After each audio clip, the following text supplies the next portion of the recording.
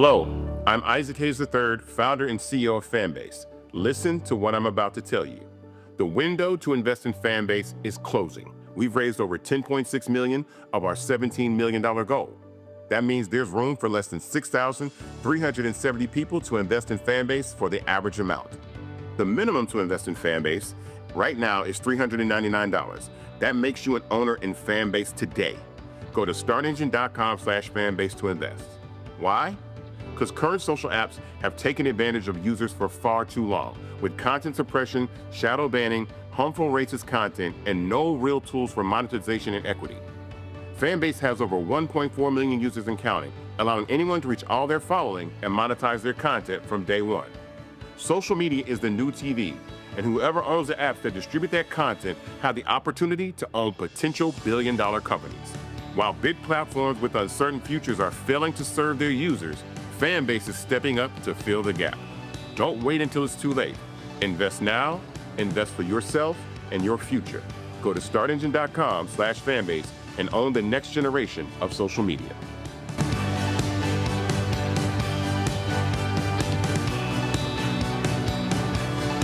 Folks, Black Star Network is here. Hold no punches. I'm real revolutionary right now. Support this man, Black Media. He makes sure that our stories are told. Thank you for being the voice of Black America, Roland. Stay black. I love y'all. All momentum we have now, we have to keep this going. The video looks phenomenal. See, there's a difference between Black Star Network and Black-owned media and something like CNN. You can't be Black-owned media and be scared. It's time to be smart. Bring your eyeballs home. You dig?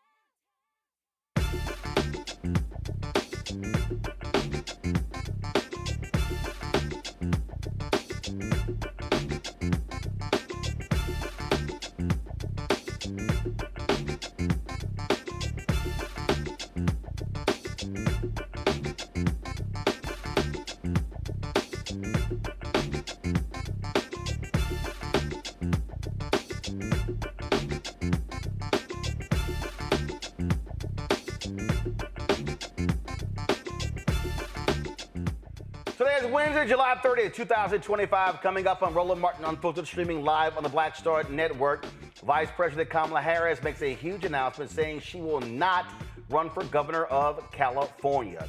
In Texans, Republicans kiss the ass of Donald Trump, and they take out 5 Democrats with these new congressional maps, and they specifically are trying to screw over black and brown voters. We'll talk to a Texas state rep who sits on the redistricting committee about how shameful these maps are and how it was done in secret. Also, the Senate narrowly confirmed Trump's attorney Emil Bove, who lied in front of the committee, prove him to be on a powerful appeals court, one step away from the Supreme Court. Yes, folks.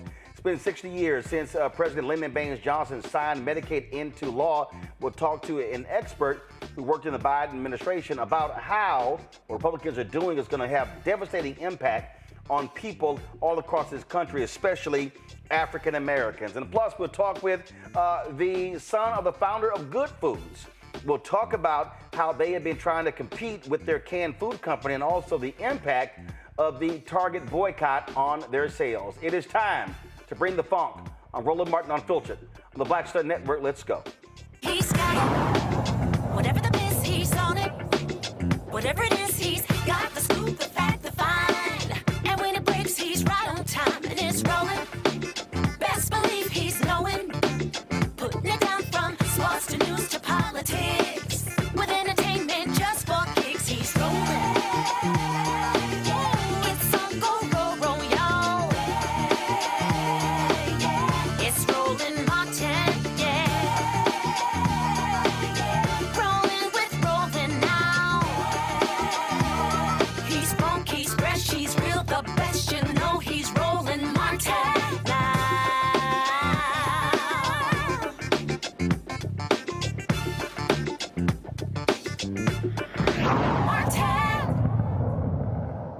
Donald Trump wants it. Republicans, they will give it to him. The Republicans today in Texas this morning unveiled the new congressional maps that devastates the Democratic delegation in Texas. But they also screw over voters in the state of Texas who are black and brown. Now, keep in mind, 61% of Texas, minority. Yet, for these Republicans, they want as many white members of Congress as they possibly can. So as a result of this decision, what they're doing is they're forcing a number of Democrats who to now run against each other when it comes to this the seats. They take out a black district in Fort Worth. They take out a black district in Houston.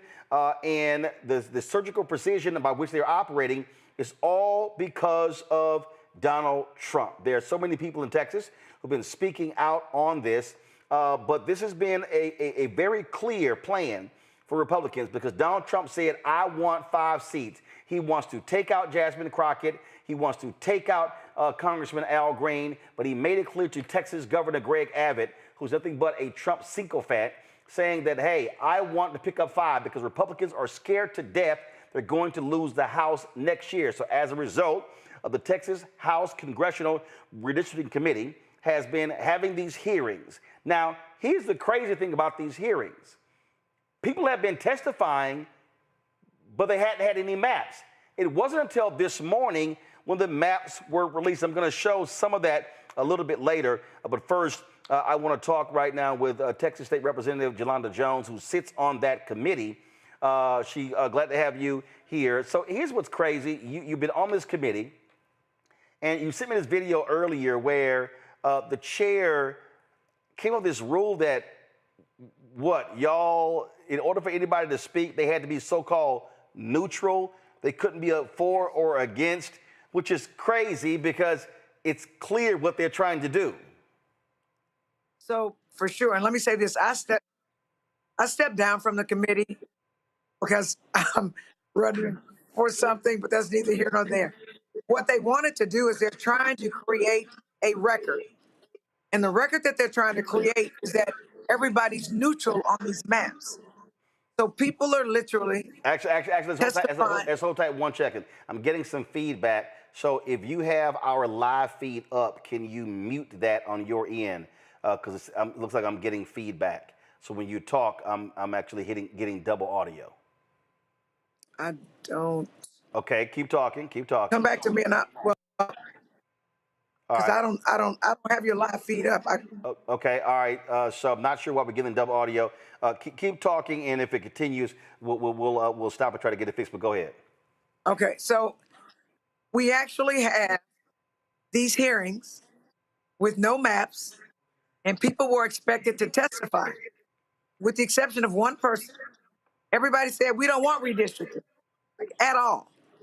But there was nothing to complain about, like, in actuality. Normally, there's supposed to be a bill before us. People come and they speak on the bill, so you can see how the bill affects you. So, for example, the bill that was filed this morning, the racist bill that was filed this morning, literally, for the most part, substitutes Congressional District 18 for Congressional District 9. So, all right, I believe that. So 1 second. For people who don't understand, the maps there. So Congressional District 18 in Houston was held by the late Congressman Sylvester Turner, late Congresswoman Sheila Jackson Lee. That's the seat that you also are actually announced you were running for Congress. Congressional District 9 was the seat held by Congressman Al Green, correct? Yes. Yes. So what they're doing is they're wiping out 9, making that a Republican district. And to force for Hispanics and to force Congressman Al Green to run for the 18th congressional seat. And the way they changed the map, that's where he now lives. So they literally moved him into Congressional District 18. Although normally incumbents, there's something that says protect incumbents. Texas has said, we don't give a hell about that. We're not protecting incumbents. They literally moved Congressman Green into Congressional District 18. Let me tell you how they did it.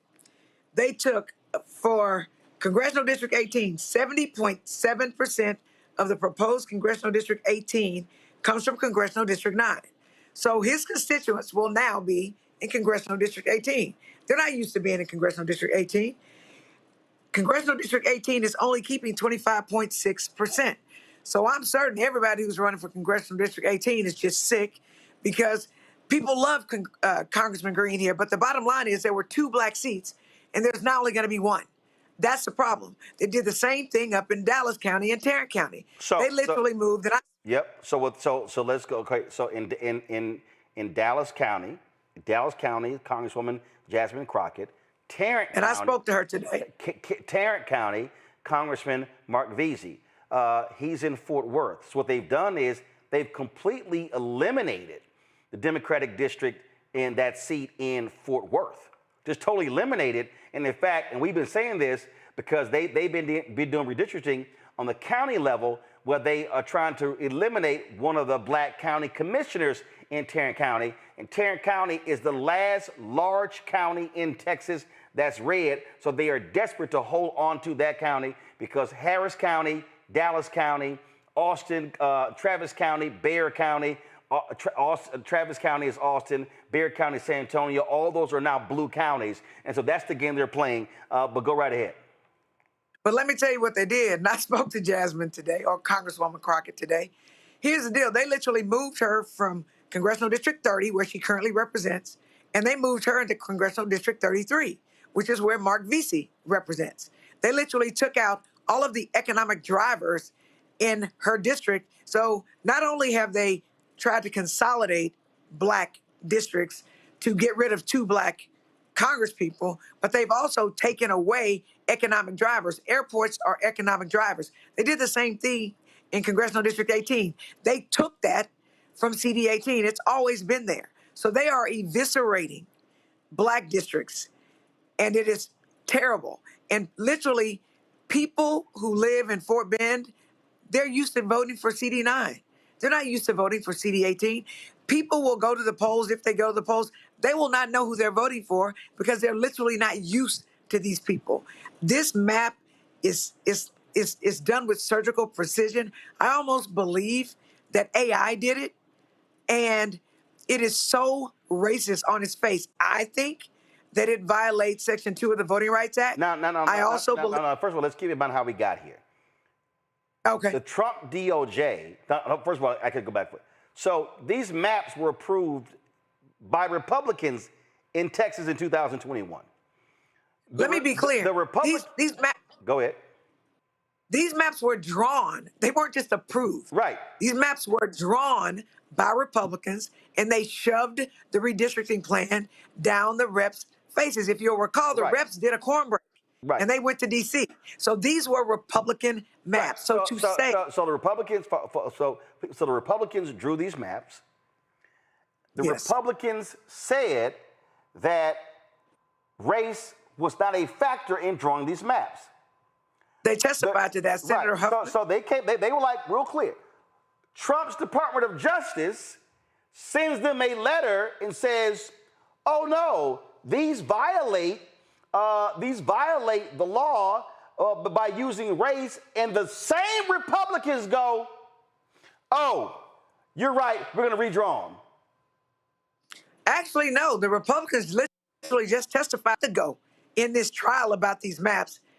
The Attorney General said, no, these maps were not based on race. We did not consider race. And Senator Joan Huffman, who was over the Senate Committee on Redistricting, said these maps didn't have anything to do with race. Okay, so let's be clear.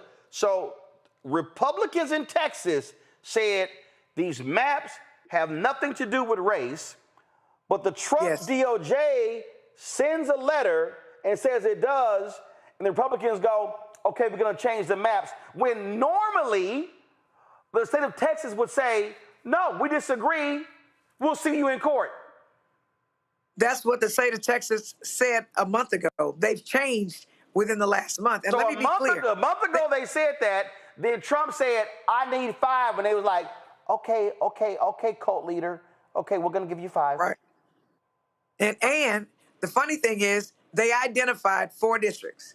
They identified CD 18, CD 9, and CD 29 in Harris County, and they identified CD 33 in Dallas and Tarrant County. So these are the 3 right here. These are the 3 at 9, 18, 29. Now, explain to people, because see, this is where we talk about cracking and packing. So what they did was, so they made 18. So first of all, hold up. Let me go over here. So y'all see right here, percent of the black population in the 2000 census. Orange is 70 to 100. The magenta is 70 to 100. The orange is 60 to 69. So all of a sudden, so what they did was they packed as many black folks as possible into 18 in order to take them away from another district. And that's how they put 18 and 9 together to form this sort of one black super district. Can you lower it a little bit, Roland? I want to explain something to what you said. Just lower it, so that I can see the top part where it says, well, I need to see 29 and 18. Yeah, it's right there. But you can make it bigger. I got it. So 29 and 18 right there. If you look where it was, leave it right there. So where the 18 is showing, you see at the bottom, it's got that. That is a high concentration of black people. Yeah, that's why. The dark orange, that's the high concentration of black people. Go ahead. Right. So if you go up to 29, you see where it says 29. That's Congressional District 29. That orange and red up there used to be in 18. It's now in 29. So they literally cracked, because in redistricting talk they talk about cracking a district or cracking people and then packing people. They took these high voting areas for black people and literally took them out of 18 and put them in 29. So 29 is represented by a Hispanic woman. And hold up, the lower part is Acres Home. Acres Home is historic to Congressional District 18. Congressman Turner was from Acres Home. It's always been in Congressional District 18 under Barbara Jordan, Mickey Leland, Craig Washington, Sheila Jackson Lee. And all of a sudden, they took a high voting black precinct and they moved it to a Hispanic precinct, but there aren't enough black people to overcome that.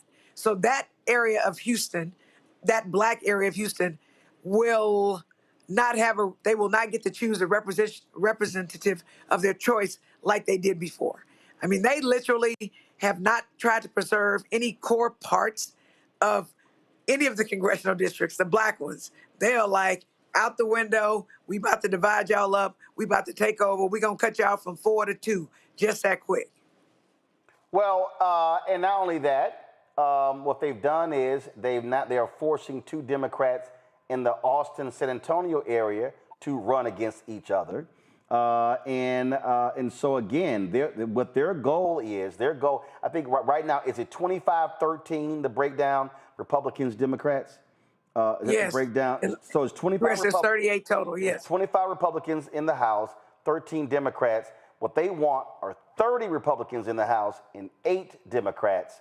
And that's what their goal is, to put them all against, to basically force them all to compete against one another. Obviously, there are going to be legal challenges, but it is absolutely stunning, Representative Jones, to sit here and watch Republicans go, yeah, no, there was no race. And then now all of a sudden, because a month later, Trump wants to get what he wants. They're like, yeah, we're going to go ahead and move forward with this whole thing. It's crazy. It is, and to the point that you were talking about with neutral, in court, it's important in court that people say I'm either for or against something. The reason they were just so cold with how they said, oh, no, you got to testify neutral. We don't have a map. Literally, when it goes to court, it's going to appear that people were neutral on it. They didn't have an opinion, which will help the Republicans try to keep these maps in court, which my personal opinion is we need to break up out of here because there's 88 Republicans and 62 Democrats in the House. There's 20 Republicans and 11 Democrats in the Senate. 62 don't never beat 88.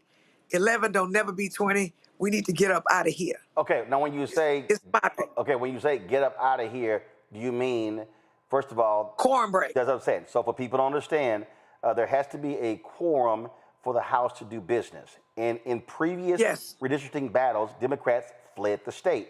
Republicans have changed the rules, now saying they will fine any Democrat that is absent, $500 a day, something along those lines.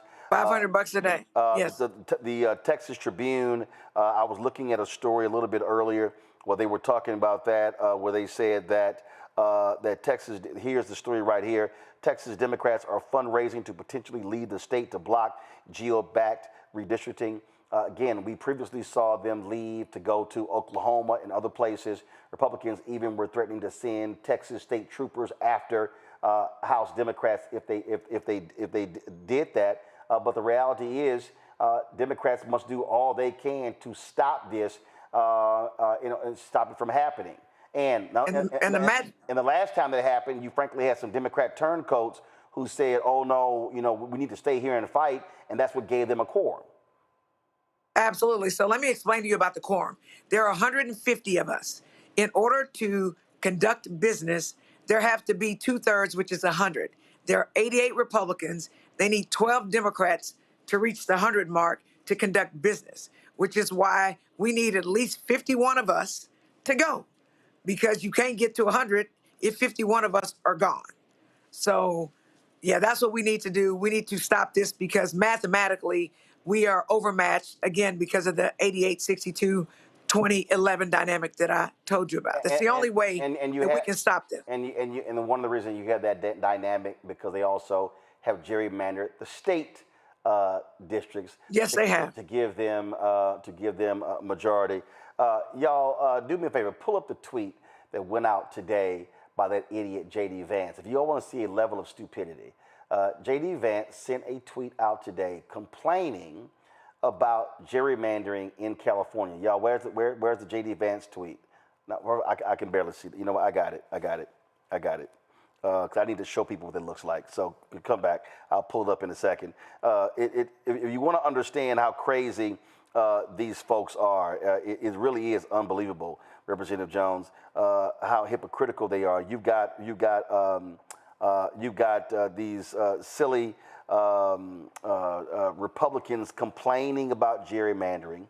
Kevin Kiley in California, oh, this is not right. This is just unfair. And so how dare you? All these different things along those lines. And these people are so you don't see this tweet right here. This is hilarious. So he posted. This is J.D. Vance. And mind you, where's J.D. Vance from? J.D. Vance is from Ohio. Okay, and what are they trying to do in Ohio? They've been gerrymandering. In Ohio, they had a redistricting committee. They ignored that particular committee. They totally ignored the committee, and they're trying to gerrymander seats as we speak right now. First of all, so J.D. Vance goes, the gerrymandering in California is outrageous. Of their 52 congressional districts, 9 of them are Republican. That means 17% of their delegation is Republican when Republicans regularly win 40% of the vote in that state. How can this be possibly allowed? Well, okay, let's see, dumbass. Last I checked, the Supreme Court, the conservative Supreme Court ruled that they had no place when it came to political gerrymandering. Racial gerrymandering, they do. John Roberts-led Supreme Court said they have no place. So that gave Republicans the green light to gerrymander, which they also said was that the state Supreme Court then had jurisdiction. So that's why when the Democrats elected the woman in Wisconsin, which gave the Democrats a 4-3 majority on the Wisconsin Supreme Court, guess what they did? They ruled partisan gerrymandering to be unconstitutional. Because in Wisconsin, you talked about surgical. What the Republicans did in that state, if Democrats won 55% of the vote in Wisconsin, the Republicans would still control the legislature because of how they use surgical precision, computer models to actually be able to have political gerrymandering. So who the hell is J.D. Vance fooling? This is what Gavin Newsom did. This is his response to that idiot, J.D. Vance. I got you done. Y'all, I want y'all to pull up. Y'all got the graphic. Pull it up. This right here. Okay, this is the most gerrymandered states. All right, so I want y'all to see. This is Gavin Newsom responding to that fool, J.D. Vance, trying to show him, oh, you're complaining about California and gerrymandering when the states that gerrymander the most literally are Republican states. That's literally what his response is. Now, Representative Jones, what we already see is Gavin Newsom has already made clear, okay, two can play that game. And so, going back to the Texas Tribune, Newsom will move to redraw California map if Texas redistricts, teeing up national fight. And so the story right here says he's told California Governor Gavin Newsom has told aides he will move forward with a plan to redraw his state's congressional lines to install more Democrats if Texas Republicans pass their own updated map, according to a person with direct knowledge of Newsom's thinking. And so here's the deal, Representative Jones. Not just California. I say Maryland, you do it too. Illinois, you do it. Virginia, you do it. New York State, you do it. Though there are more populous states that are blue than there are red. And so if they want to pick up 5 in Texas, which still be fought in the courts, Democrats could pick up 12 to 15, maybe even 20 in these other states. Fight fire with fire. We do. And because, look, when you go low, I'm going to go lower. But what I'm telling you is this, Roland. Here's what's going to happen if the maps change here. The people are going to win because of how they gerrymandered. The lawsuit is going to come 4-5 years later. The damage is already going to be done. So that's why we have to do what we have to do now. Right. Well, we've got to stop it now. Well, first of all, let's explain to people. The lawsuit's not going to come 4 or 5 years later. Lawsuit's going to be filed immediately. But here's what happens. The Supreme Court has a rule that if it's so right now this is July. Okay, so they make this move right now. You're going to have the lawsuits. Well, the problem is your primaries. When are the Texas primaries? But that's what I'm saying. They're going to get elected. The primaries are in March. No. Right, but I'm having to explain to people why was you talking about. So because the Texas primaries are in March and the general election is in November, and the Supreme Court has done this before. They did this with the maps in Louisiana as well as Alabama. They allowed the election to move forward. So they basically froze everything in place by saying it's too late in order to litigate this, which is also BS because the Supreme Court can move fast if they chose to. So they're going to say if this is now in July, Texas passes this map in the next week. Lawsuits are immediately filed. Now you're going to district. Now you got to go. You're going through all the steps. They're going to then say, well, you know what? Even if it comes to us by January, it's simply too late because the primary is in March. It's going to cause things to be an upheaval. So therefore, we're going to leave things in place, which means they will pick up those 5 seats. Pick up those seats. Election takes place. Because you've got to file in December. Right. Election takes place in November. Elections take place in November. And then the litigation continues. So essentially, they will get those 5 seats in the House in November 2026, and they might lose after that, but that means that those folks are in place through 2028. Even farther than that, because the litigation that just happened in El Paso last month, Roland, was for the maps that were drawn in 2021. It's now 2025. So 4 years later, the trial happened. So those people have been elected for 4 years. Right. So the damage is done. And they have to draw the reason that the Republicans have to do this with the speed with which they're doing it is because the law requires that the maps be drawn within a certain period from the date that you have to file. Yeah. Which is in December. So, and people have to be able to look and say, hey, I want to run for this seat or I want to run for that seat. So that's why there's the haste, and that's also why there was redistricting by ambush. That's why they didn't put these maps out during the 3 hearings in Austin, Houston, and Arlington, because they didn't want people up in arms like they are now. And I believe just from a strategic standpoint, the only way we can stop it from happening where they don't actually take the seats yet is for us to quorum break and get out of here, is what I think we need to do.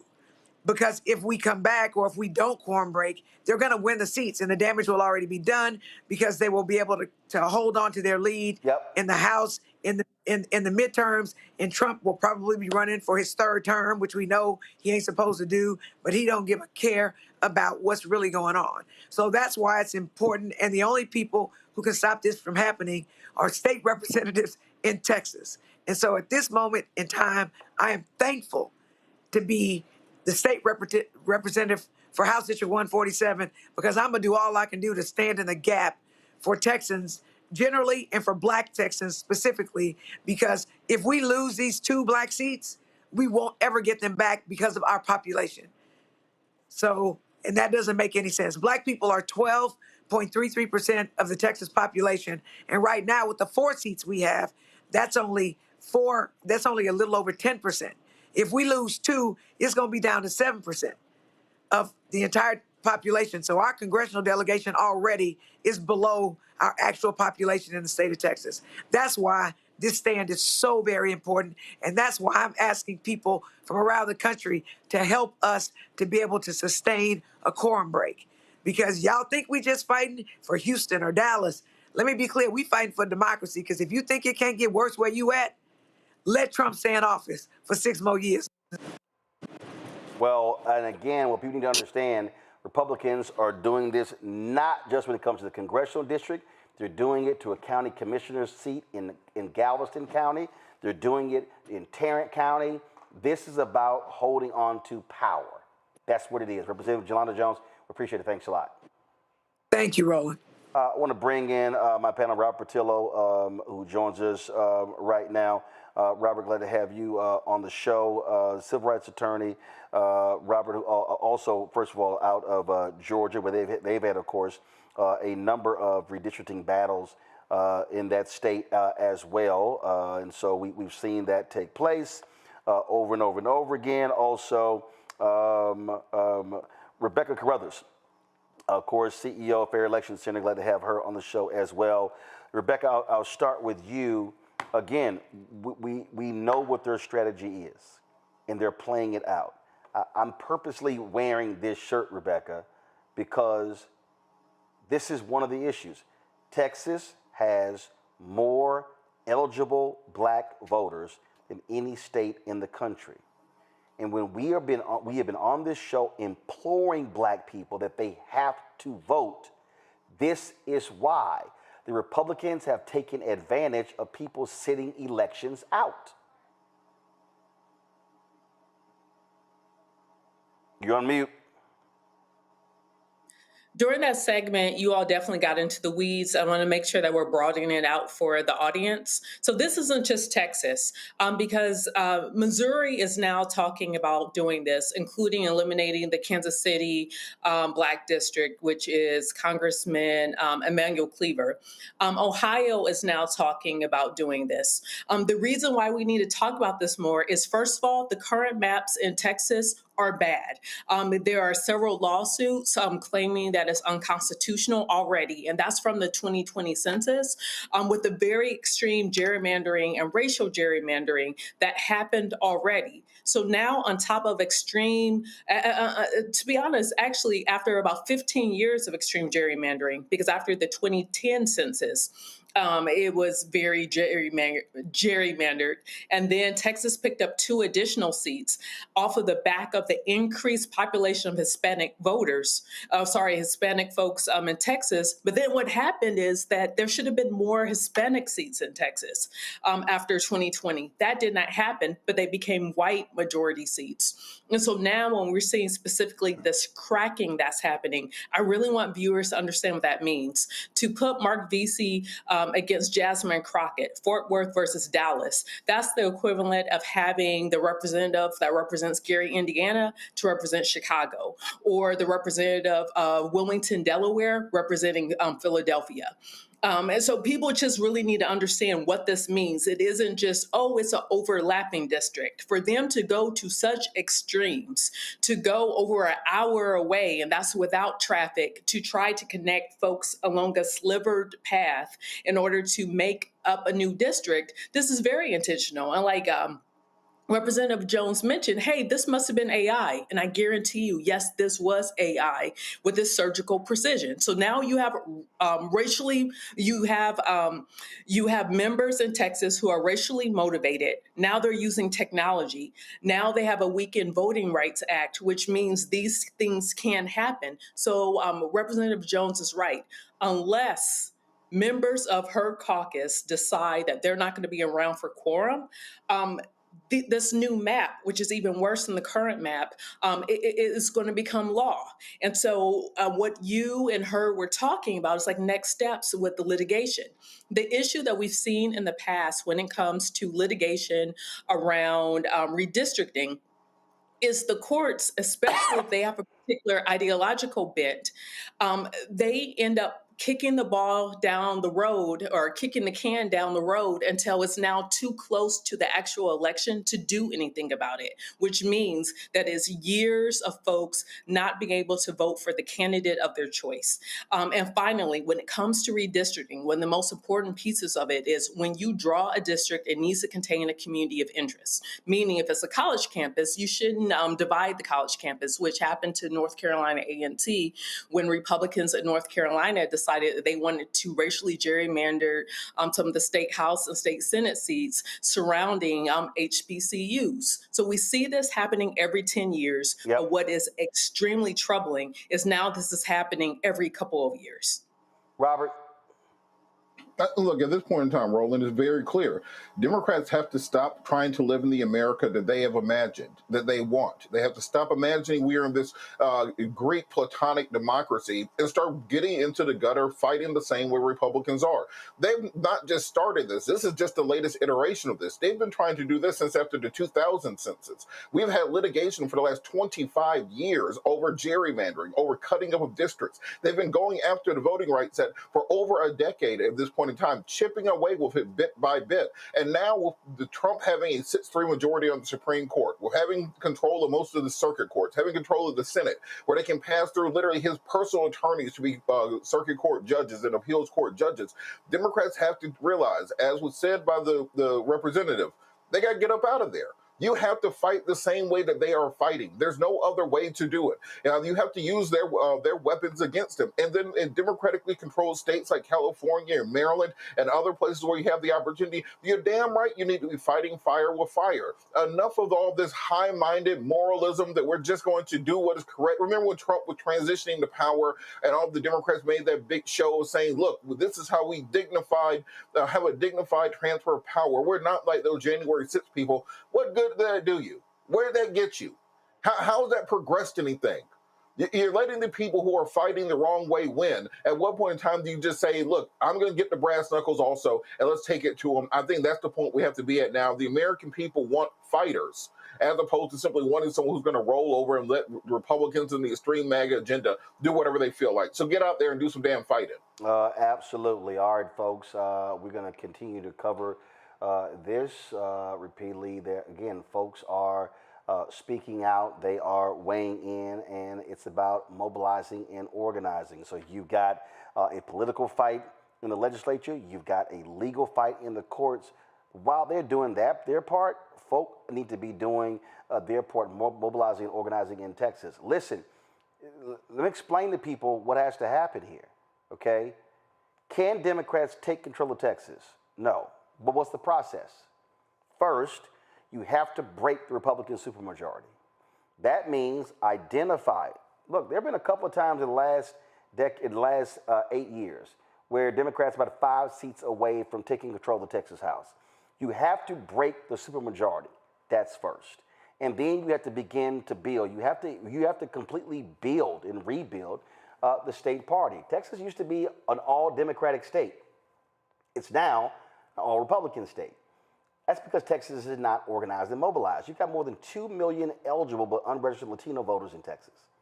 When Beto O'Rourke ran against Greg Abbott for governor, 75% of voters under the age of 30 did not vote. Hundreds of thousands of black voters not voting as well.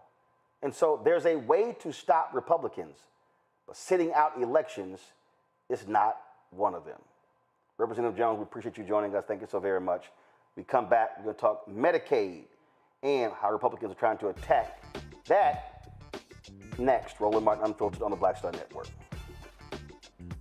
This week on The Other Side of Change. Zohran Mamdani, the New York City mayoral race, and this progressive wave that has sent such a shockwave through all of New York City and really the rest of the country. Jamal Bowman is going to help us understand what this mayoral election means and how we make sure that it translates across the nation. Can you imagine national Democrats like identifying themselves as having flavor or riz or swag? Like, absolutely not, right? So hopefully the city does what it can in November to help resurrect this dying party and honestly just resurrect our democracy. Only on The Other Side of Change on the Black Star Network. On the next A Balanced Life with me, Dr. Jackie, we're talking about leveling up, or to put it another way, living your very best life. How to take a bold step forward that'll rock your world. Leveling up is different for everybody. You know, I think we fall into this trap, which often gets us stuck because we're looking at someone else's level up journey, what leveling up means to them.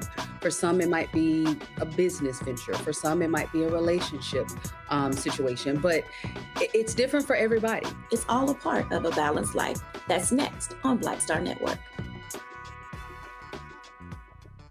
Next on the Black Table with me, Greg Carr. Democracy in the United States is under siege.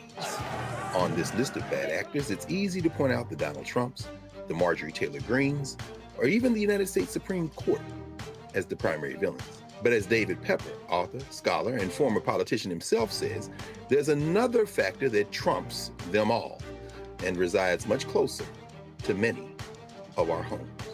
His book is Laboratories of Autocracy, a wake-up call from behind the lines. So these state houses get hijacked by the far right, then they gerrymander, they suppress the opposition, and that allows them to legislate in a way that doesn't reflect the people of that state. David Pepper joins us on the next Black Table, here on the Black Star Network. On the next Get Wealthy with me, Deborah Owens, America's Wealth Coach, Black Americans have 1/10 the wealth of their white counterparts. But how did we get here? It's a huge gap. Well, that's why we need to know the history and what we need to do to turn our income into wealth. Financial author and journalist Rodney Brooks joins us to tell us exactly what we need to do to achieve financial success. You can't talk about why we are, as Black people, where we are, unless you talk about how we got here. Bridging the gap and getting wealthy, only on Black Star Network. hatred on the streets. A horrific scene, a white nationalist rally that descended into deadly violence. White people are losing their damn minds. As an angry pro-Trump mob storms the U.S. Capitol, we've seen shootings. We're about to see the rise of what I call white minority resistance. We have seen white folks in this country who simply cannot tolerate black folks voting. I think what we're seeing is the inevitable result of violent denial. This is part of American history. Every time that people of color have made progress, whether real or symbolic, there has been what Carol Anderson at Emory University calls white rage as a backlash. This is the rise of the Proud Boys and the Boogaloo Boys. America, there's going to be more of this. Here's all the Proud Boys, guys. This country is getting increasingly racist in its behaviors and its attitudes because of the fear of white people. The fear that they're taking our jobs, they're taking our resources, they're taking our women. This is white fear.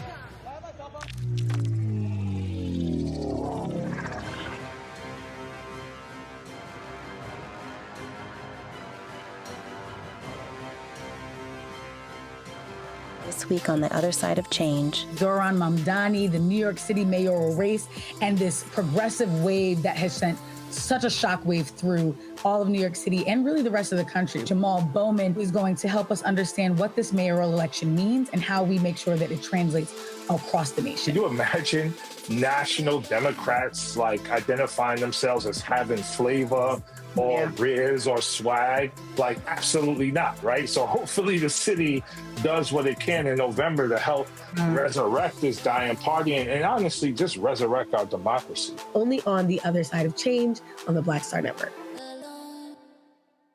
What's good, y'all? This is Doug E. Fresh, and you're watching my brother Roland Martin Unfiltered as we go a little something like this. Hit it.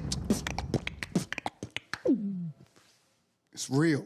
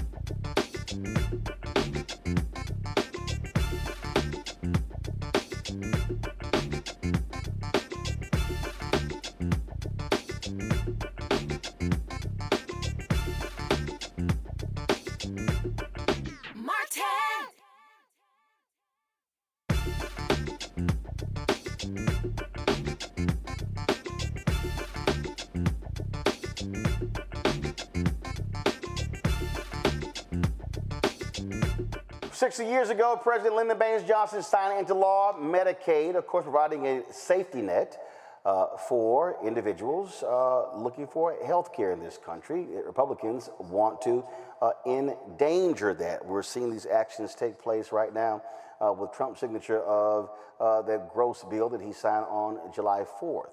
Now, what's crazy about this, Republicans keep lying. They lie to themselves and they lie to their voters. They consistently say, oh no, this is not a problem.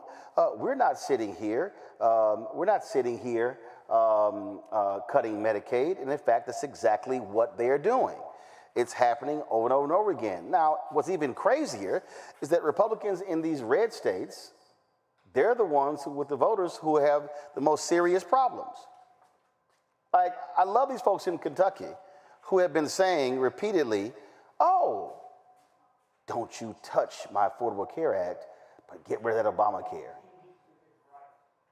Oh, we need to go ahead and cut these things. We need to cut health care, but then they're the ones who need it the most. It doesn't make any sense. It literally makes no sense whatsoever. So what you're seeing are Republicans who are consistently and repeatedly voting against their own interest. They're killing their own people. That's what they're doing. We talk about Medicaid. We're talking about people who literally depend on this to save their lives. We talk about North Carolina. When they resisted Medicaid expansion, you know what happened? Rural hospitals shut down. Folks had to travel 50, 60 miles to get care. Folks who actually died.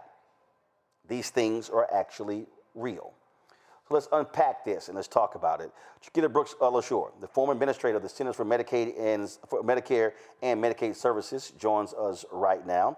And we're also going to be joined by Roger Mitchell, Jr., President of the National Medical Association. Chiquita, I want to start with you first. I mean, it is, when this conversation is had, it's a process conversation. It's a Washington, D.C.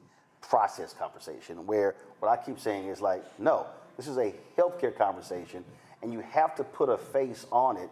And it's stunning to me to see individuals who literally are voting against the interests of their own constituents. It's been incredibly painful, and I'm really glad that you started with saying people are talking about this as though it's a process. I have spent the last couple of months talking to people across the country about what this is going to mean to them. People have been in tears. People have called in and said, my kid is covered by Medicaid. My kid has XYZ conditions. I have multiple sclerosis. I have a disability and I'm going to lose access to my bipolar medications. I am a doctor who takes care of patients. What is this going to mean for my clinic? What is this going to mean to my hospital? This is millions of people's lives and livelihoods that are at stake with this bill, and it is really, I would call it immoral, just what this bill is going to mean to our country. Well, when you listen to people who claim to be pro-life, but they support this bill, that's a bunch of crap. When we talk about the most, what are the most affected states? We're talking about 17 million people. What are the top 5 or so states most impacted? You know, I would say all of them are, and in different ways. You are right to say that in many of the red states, this is going to be devastating. And I will just take a moment to back up a little bit about what was going on before this bill passed. We had healthcare problems in our country before this legislation passed, particularly in rural areas. And COVID really hurt a lot of hospitals across this country. I spent a lot of time talking to people, and Medicaid and Medicare prop up most of the rural hospitals in this country. And so you mentioned how North Carolina, before it had expansion, had hospital issues. So did Georgia. So does Mississippi and Alabama. And that's before this bill passed. So let's see, what does this bill do? It hurts red states who disproportionately have Medicaid people. But to the blue states, this bill targeted them. And so there are a whole bunch of provisions that don't say New York and California in them, but the provisions themselves are going to cut the ability of those states to cover the people that they are legally allowed to cover if they choose to with their own dollars. It is hampering those states that did take the expansion and phasing their dollars down and hampering their ability to raise revenues to pay for Medicaid. So that's what I would say. Yes, a lot of the red states are hurt, but the blue states are too. Dr. Mitchell, I want to go to you. Because there is a direct impact on doctors, nurses. I remember when the entire Louisiana healthcare system, they were imploring Speaker Mike Johnson, do not do this. You're going to put our system in jeopardy. He totally ignored them. And so explain to folk what will be the impact directly on doctors when it comes to these Medicaid cuts. Well, we know that, and good evening, and it's good to be here with you, and it's good to see Chiquita, who is really our Medicaid, administrator. We say that every time we see her. Physicians get paid.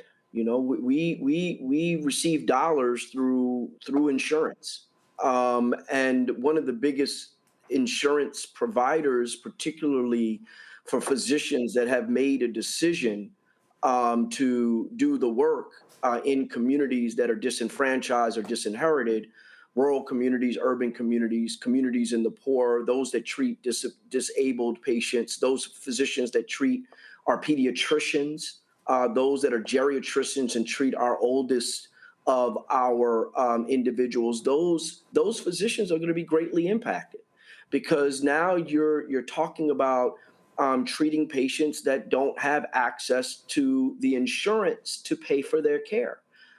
So that is one set of physicians. But then there's a whole group of physicians that are in hospitals, that are hospitalists, that are intensivists, that are emergency room physicians. We know that these types of cuts, these types of changes are going to lead to congestion within our emergency departments. It has to, and we're going to guard against it, but it has the potential to impact quality of care, because long wait times impacts quality of care, and then congested emergency departments impact quality of care. And so the way that you deal with and ensure that healthcare costs come down is have more healthier people, not cutting access to people, because individuals will now seek care, but they'll seek care when they no longer can stand the fact that they're suffering from that disease or injury. So that means that care is going to be more severe. That disease or injury is going to be more severe, and they're going to come to care much later. And so it's going to be more expensive to deliver that care. And now the government is saying, well, that subsidy is no longer going to be available for the people that most need it. So the physicians are at the front lines of having to provide this care at no cost and at low cost, and so it's going to be a problem for our physician groups. But again, it's not just people are sick. This is going to cause folks to die. I mean, this is it's a fact. We've already seen this. When rural hospitals shut down, it was people who experienced medical emergencies who had to travel further. I mean, every single minute was precious and people died. Absolutely. I mean, and there are parts of this country right now where people have to travel for an hour or two to get to a doctor, and weather can make all the difference. I drove in Colorado a couple of years ago when I was CMS administrator. They told me on my way to a hospital, they told me that road's out 1 every 3 days of the year. So you think about what happens when one of these hospitals shuts down. This is maternal health in our country. How quickly can you get to a OBGYN to deliver your baby? It's certainly, you have a heart attack, it's all of us. And so when we think about, there is an estimate on the bill that over 300 hospitals will close as a result of this legislation. We already have seen hospitals talking about the impact of these cuts. And not only, are we hearing about closing, but also decisions changing about whether or not they're gonna open a wing. These choices, hospitals have already been on a razor-thin margin in much of our country. And Doc, is that just the hospitals? We talk about nursing homes as well. That's right. I mean, nursing homes are impacted because many of our older patients that are dual eligible, these are individuals that are both getting Medicaid and Medicare, are in our nursing homes. There's provisions in our nursing homes that deal with staffing levels and ensure that there's no real criteria for staffing levels to ensure that our patients in nursing homes get the care that they need. Roland, this is a big issue. Now 60 years, and I know that we're having this conversation on 60 years since this Medicaid and Medicare were passed in the Social Security amendments. We don't need this to be rolled back. I'm a forensic pathologist, and I often say that I see failed policy on my autopsy table, and that's the truth. I mean, you just talked about the death. It is the medical examiner's offices and the morgues that are going to be telling the story about the deaths that happen in this country. And I happen to be a hospital president as well in a safety net hospital, Howard University Hospital, Freedman's Hospital to begin with. And we are having the conversations. How do we deal with the cuts? What types of outreach are we do to individuals that we know are going to be just purged from the rolls because they have not kept up with their 6 months re-up on their Medicaid, right? So this becomes a penalizing people for not being able to meet a deadline, not necessarily ensuring that people that have care. And so we have to develop a whole outreach initiative to ensure that our patients, which are the majority Medicaid patients and Medicare patients, have the necessary reminders, have the necessary technical support to be able to fill out the paperwork so that they don't lose eligibility when they are actually eligible. And so there's a lot of tricks in this bag that we have to keep our eye on. The good news, if there's any good news, that many of these provisions don't hit until 27 and 28. So, several that are hitting now that we have to watch, but there's some that we have some time. And so there's work that can happen now, particularly in the voting booth, to make sure that that these types of changes don't actually take hold. Questions from my panel. First up, Rebecca. Hey, Dr. Mitchell, good to see you. Congratulations on becoming the president of the National Medical Association. You mentioned that people have to become healthier. And currently, most medical schools don't require students to take a nutrition course during their didactic years. Should there be a push for nutrition to be included in medical curriculum? Yeah, absolutely. And I'm glad you brought that out. The National Medical Association, actually one of my pillars is surrounding food as medicine. Here at Howard University College of Medicine, we have our wellness vice dean, who is a food as medicine expert. Food as medicine and this type of nutritional health is coming in to medicine now. So I think it's critically important to teach nutrition, to teach healthy living. But one of the things that Chiquita will tell you is that we were moving down this road towards value-based care. We were moving down this road towards really incentivizing prevention and screening and making sure that people are getting into care early. And that's really what I'm talking about, not necessarily switching the onus onto the patient, but really incentivizing both the patient and the provider to say, hey, listen, you need to get people in your cluster of patients. You need to make sure that you're checking on whether or not they're checking their cholesterol and their blood pressure, checking their prostate, checking and getting their regular mammograms. So if we're going to find disease, let's find it early and be able to treat it early before it becomes life-threatening and before it becomes extremely, extremely expensive. And so nutrition and food as medicine in the curriculum is important, but making sure that we understand value-based care also should be in the curriculum as well. Robert? And for both of you, thank you so much for the work that you do and the information you provide. A few weeks ago, when the big brutal lie, the bill was going through, I found that there was a information gap between the folks who knew and understood what was going on and then everybody else. Even if you looked on CNN the day the bill was being voted on one screen, half of the screen they had the vote, on the other half they had the Diddy trial. What do you think has to happen for us to be able to explain this information to average people so that, one, they can understand what's going on with it, the fact that many of these cuts are backloaded, so they're not going to come in place until after the 2026 election, and they need to make provisions in the meantime for what that will mean for them, but then also how they can fight back against this and politically and understand that this is not the time for apathy, but they are literally cutting healthcare from 15 to 20 million people, and there's not a lot we can do about it unless we get out and vote in the next election.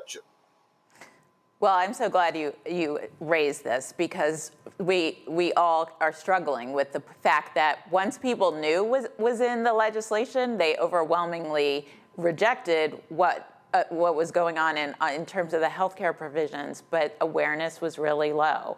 I think what we all need to do moving forward is make sure that people are really aware of what is in this bill. And I think one of the challenges is that we had a debate on healthcare during the first Trump administration. It was Affordable Care Act, repeal and replace. People understood very clearly that Republicans wanted to take Medicaid and ACA coverage from you. But this one was really more challenging. There are dozens of provisions, some of which are very detailed and hard to explain. But some of these provisions are going to take place this fall. And I want to make sure that people know that if they start to see what we expect, which are 20% increases in premiums for people who are on Affordable Care Act coverage, which means hundreds of dollars for some people, thousands of dollars that they will pay more this fall. We need to make sure people know that is because of this bill and the decisions that are being made by this administration. Yeah, and I'll just add to Dr. Brooks-LaShore's comments. It's really trusted messengers like we have here on Roland Martin and the panel to really bring these issues to the forefront. It is, we're spending a lot of time on Epstein and a lot of time on the, really the sensationalized issues when this is happening right now, and this is going to affect lives. And I think that the more conversations that we can have about this, the nuances, really creating a volunteer pool of individuals that are going to help people understanding that part of that work requirement is 80 hours for every month. How do we as community develop and ensure that everyone has documented 80 hours if indeed that work requirement ends up going through, right? And so we can use that volunteer hours to teach the issues surrounding Medicaid and make sure that the individuals don't fall off the rolls that don't have to, and then make sure that people become eligible. There's a lot of education that we need to do. And that's why on the 60th anniversary of Medicaid and Medicare being signed into law, you having time to have this conversation is extremely important, but one time is not going to do it. We need to be constantly having conversations, and the NMA, obviously is standing by to be able to be that trusted messenger for our community. A final comment. Just to say how, you were showing pictures of the presidents, Truman and LBJ, when they were signing the Medicare and Medicaid becoming into law, it really changed our country. And we need to continue to move forward in our trajectory of getting more people covered and making sure they have access to better care. This bill pulls us back, and we need to make changes so that we don't move backwards. All right, then. We surely appreciate it. Gita, thanks a lot. Doc, thanks a lot as well. Keep up the fight. Thank you. Folks, going to a break. We come back. We're going to go live to Memorial Mondays, Repairs of the Breach. They're holding one of their training sessions. We're going to go live to them, show you some of what was happening there with Bishop William Barber and Repairs of the Breach of the Poor People's Campaign. We also got lots more we want to break down and talk about in the world of news and politics. Folks, you're watching Roland Martin Unfiltered, the Black Stud Network. Support the work that we do. Join our Bring the Funk fan club. The goal is to get 20,000 fans contributing on average $50 each a year. As far as the 19 cents a month, 13 cents a day, you go to support this show. Also, the other shows here in the Black Star Network. If you want to contribute via Cash App, use the Stripe QR code. You see it right here. Click the Cash App button to continue. Checks and money orders, make them payable to Roland Martin Unfiltered, P.O. Box 57196, Washington, D.C. 2003 7-0196. PayPal is R Martin Unfiltered. Venmo is RM Unfiltered. Zelle, Roland at RolandSMartin.com, Roland at RolandMartinUnfiltered.com. Be sure to download the Black Star Network app, Apple phone, Android phone, Apple TV, Android TV, Roku, Amazon Fire TV, Xbox One, Samsung Smart TV. And of course, be sure to get our swag. If you want our shirts and all our good stuff, you can get that stuff as well. Shop BlackStarNetwork.com. We'll be right back. Next on the Black Table with me, Greg Carr. Democracy in the United States is under siege. On this list of bad actors, it's easy to point out the Donald Trumps, the Marjorie Taylor Greens, or even the United States Supreme Court as the primary villains. But as David Pepper, author, scholar, and former politician himself says, there's another factor that trumps them all and resides much closer to many of our homes. His book is Laboratories of Autocracy, a wake-up call from behind the lines.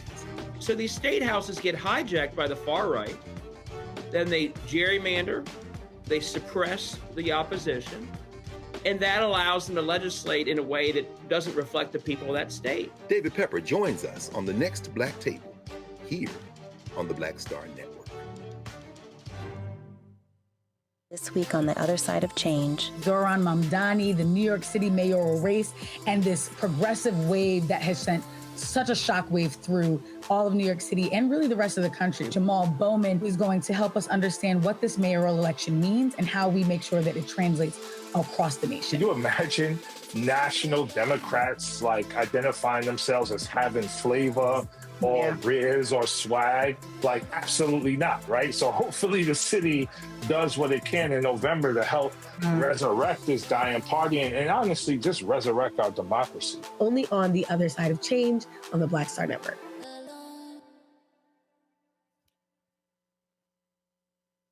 On the next Get Wealthy with me, Deborah Owens, America's Wealth Coach, Black Americans have 1/10 the wealth of their white counterparts. But how did we get here? It's a huge gap.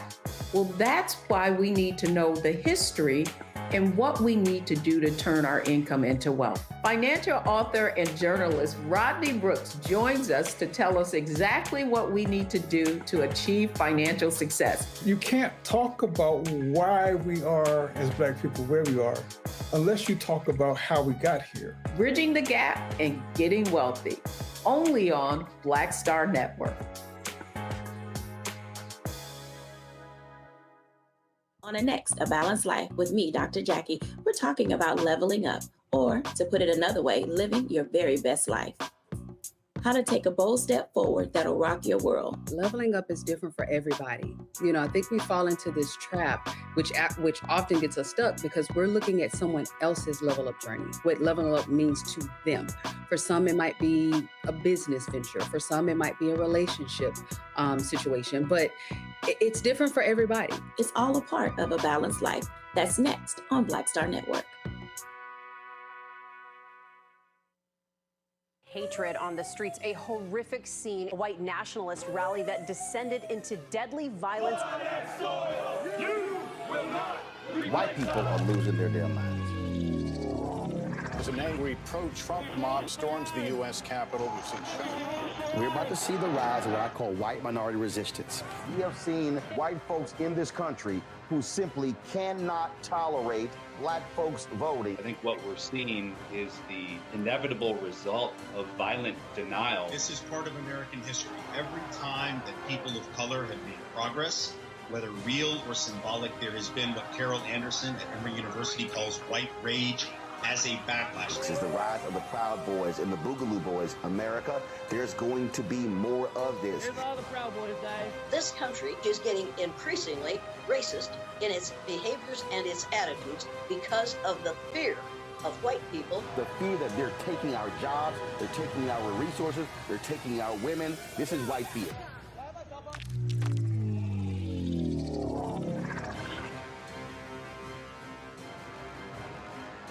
Hi, everybody. I'm Kim Coles. Hey, I'm Donnie Simpson. Yo, it's your man Deion Cole from Blackish, and you watch Roland Martin, Unfiltered.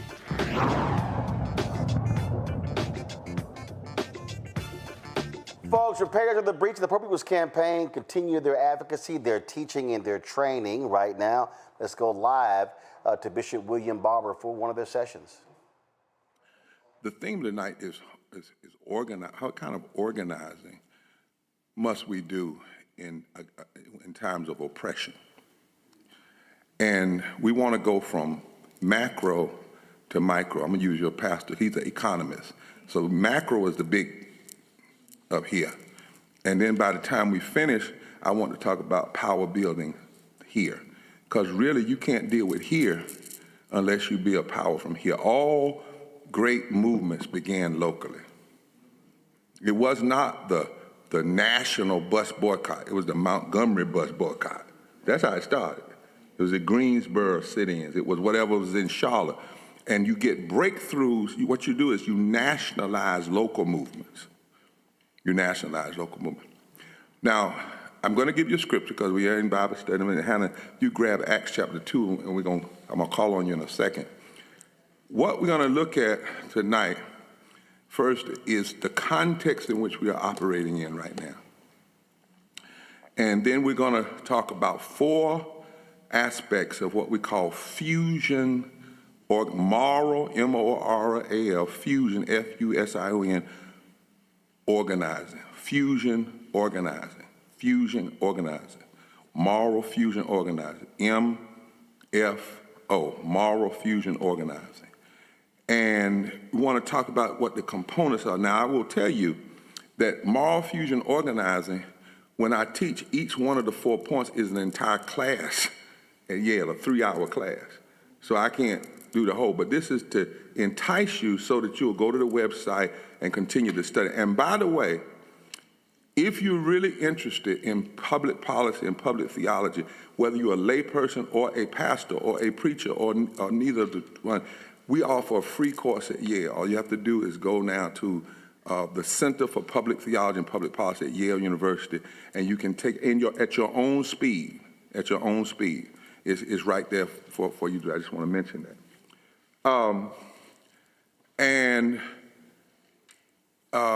So in fusion, in moral fusion organizing, the first thing that you have to do is called moral, you got to do a moral assessment, a moral analysis. Say that with me, analysis. If you're thinking about really building a movement that's going to make a difference, you don't just go grab a sign and start and don't even know really what it's about. You just somebody told me hold this sign, or you just go to one event and that's all you do. The first thing you do, if you're going to stick in it, if you're going to really make change, you have to do an analysis of what is the political atmosphere, what's going on, what is the issue, why is it an issue, who does it impact, right? Why should the church be involved anyway? But see, because from a moral religious standpoint, hey, Sangrita, don't want y'all know Sangrita, she's back there, she's been handing out everything.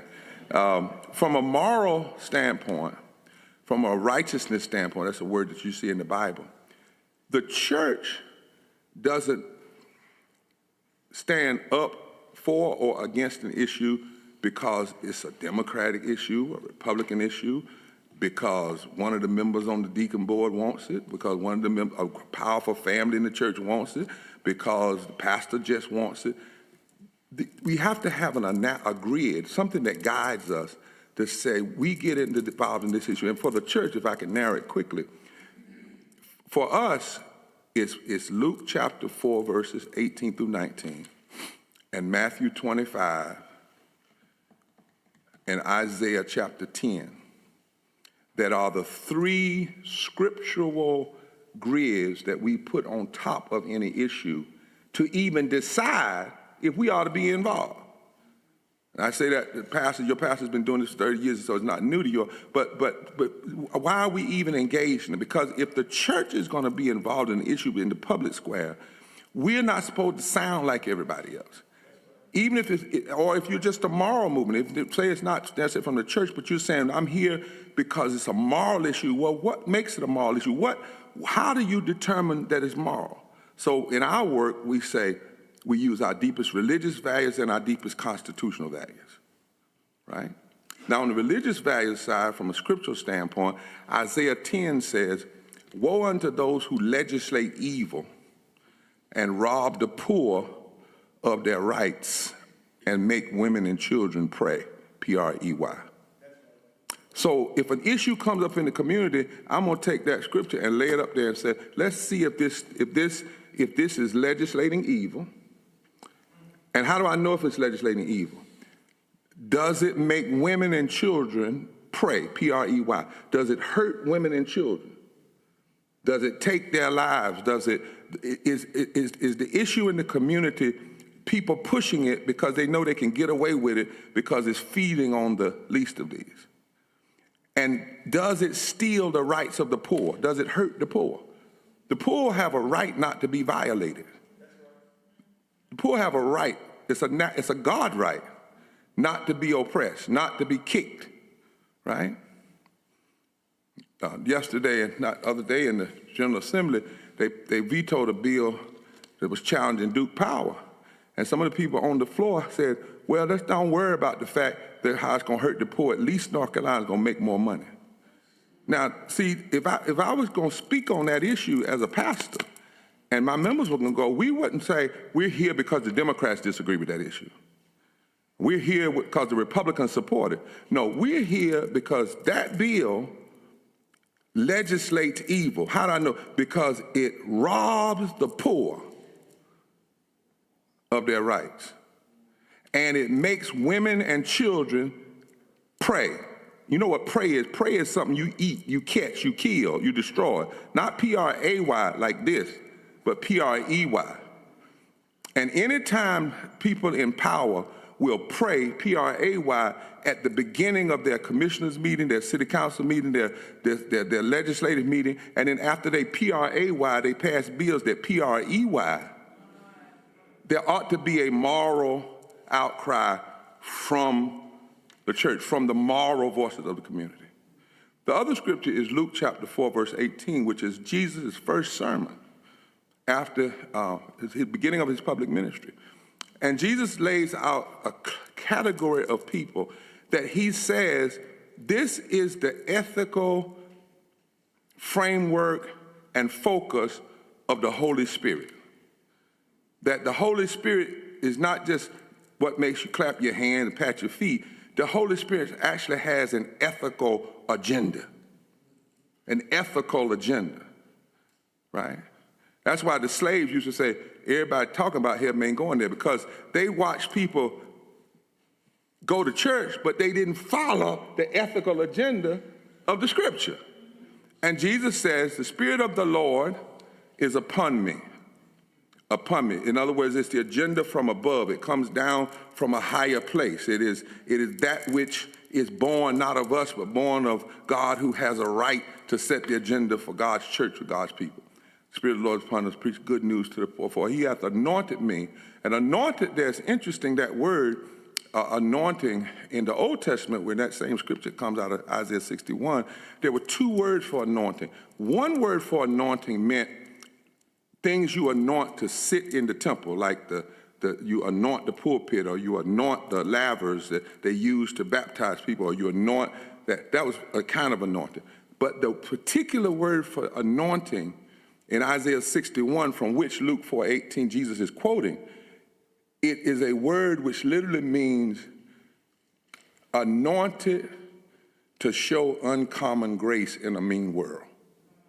It literally means anointed to be empowered to do what you can't do in your own strength. It means that's moshach is the word in Hebrew. It literally means to be anointed in such a way that you have to speak to the death of our times. Whatever is killing folk, I'm anointed from God to speak to that and challenge it. Even if it doesn't change, speak to it. And then it gives the categories. What is it that you're supposed to speak to? First thing is poverty. Good news to the poor. And the word there for poor is patokos, P-T-C-H-O-S, which in Greek people who've been made poor by policy. There are three other words for poor. One of them is you just lazy. That's not what the word Jesus uses. Another word is poor because you may have just happen to become poor because of an uncertain sickness. But the poor in Luke 4:18 is when you are poor and low wage because policies make it so. And the anointing of God says the church has to challenge that. And then there are other categories. It says healing to the brokenhearted. And the word for healing there has two meanings. It means to heal miraculously, like by laying on of hands or anointing with oil and God heal. But the word also means to remove that which is making people sick in the first place. So to heal the brokenhearted means people's hearts get broken not by mysterious people, but by other people and politics. That's how folks' hearts get broken. So he says, preach good news to the poor, healing to the brokenhearted, recovery of sight to the blind. Blind there meaning blinded to love, blinded to justice, blinded by the oppressive systems of the world. Recovery of sight to the blind. And then it goes on to say, and then at the end it says, and to declare the acceptable year of the Lord, which literally means to preach that the year of Jubilee is now and that God is saying to every political system and power system, if you are selective in who you care for, you are outside of the will of God. Because God's calling and the anointing is to declare the acceptable year. So why would First Baptist go down to City Hall, for instance, and challenge an issue? If City Hall was passing things that was saying, this community matters, but these folk don't. These folk matter, but these people don't. Right. Transit tax, for instance. Right. So if folk are saying that these folk are, this is the accepted crowd, but this is not. Any time society's power structure is limiting justice and limiting grace to certain groups, Luke 4:18 says the anointing of God calls us to challenge that. And then Matthew 25 is a scripture we all have heard quoted. We all amen it.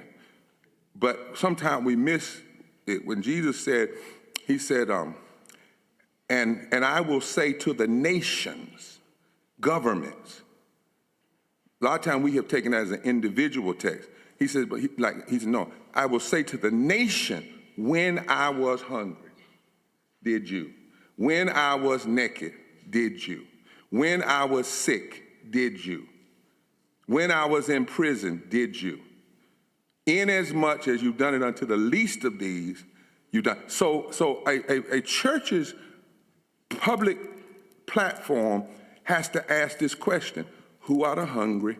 Who are the naked? Who are the in prison? Who are the least of these in the community? Because we are required to challenge the community that if you are passing policies that hurt the sick, the imprisoned, the hungry, and the least of these, then those policies are contrary to God's will. And so the first step of a congregation organizing around how it's going to, where it's going to stand is to take, and it doesn't have to be those three scriptures, because there are 2,000 scriptures in the Bible that speak to the issue of how we stand in relationship to the poor, the least of these, and those on the margin. By the way, I thought I'd mention that. You can't, if you take all those scriptures and cut them out of the Bible falls apart. Bible, literally, it is no more Bible. It's actually how I opened my class at Yale. When I opened my class at Yale, I come in with a cellophane bag full of all the scriptures that talk about justice, love, and mercy, and I dump it on the table, and then I show them the Bible it came out of. And say, now, is this your ministry? Is this how you're going to preach? You're going to preach with a holy Bible? Not holy, H-O-L-Y, but holy, the other way. Right? So it doesn't, but you have to have and decide, this is the grid that we're going to analyze where we stand on the issue. And pastors like yours does has a responsibility to say, I'm not just standing against this issue because I don't like it or I don't like the people who pushing it. I'm standing because we're required by the scripture and by the anointing of the Spirit. And so if we don't do it, we're going to be held accountable as a church. And if not now, we're going to be held accountable when we face God. But the problem is, a lot of times we're going to be held accountable now, because if we don't do it, I guarantee it's going to hurt people in your congregation that you call brother and sister. Fusion. Now, the other thing we do with fusion is the constitutional side. The Constitution of these United States, well, let me do North Carolina. Let me come a little bit macro. In 1868, two pastors helped rewrite the North Carolina State Constitution after the end of slavery. Two pastors. One was a white pastor who had come here from Ohio, and another was J.W. Hood, who later became the president of Livingstone and the bishop of the AME Zion Church. And they came together and they helped rewrite the Constitution of North Carolina. And in the preamble, they set out some foundational principles. Say that, foundational principles. And this is what they wrote.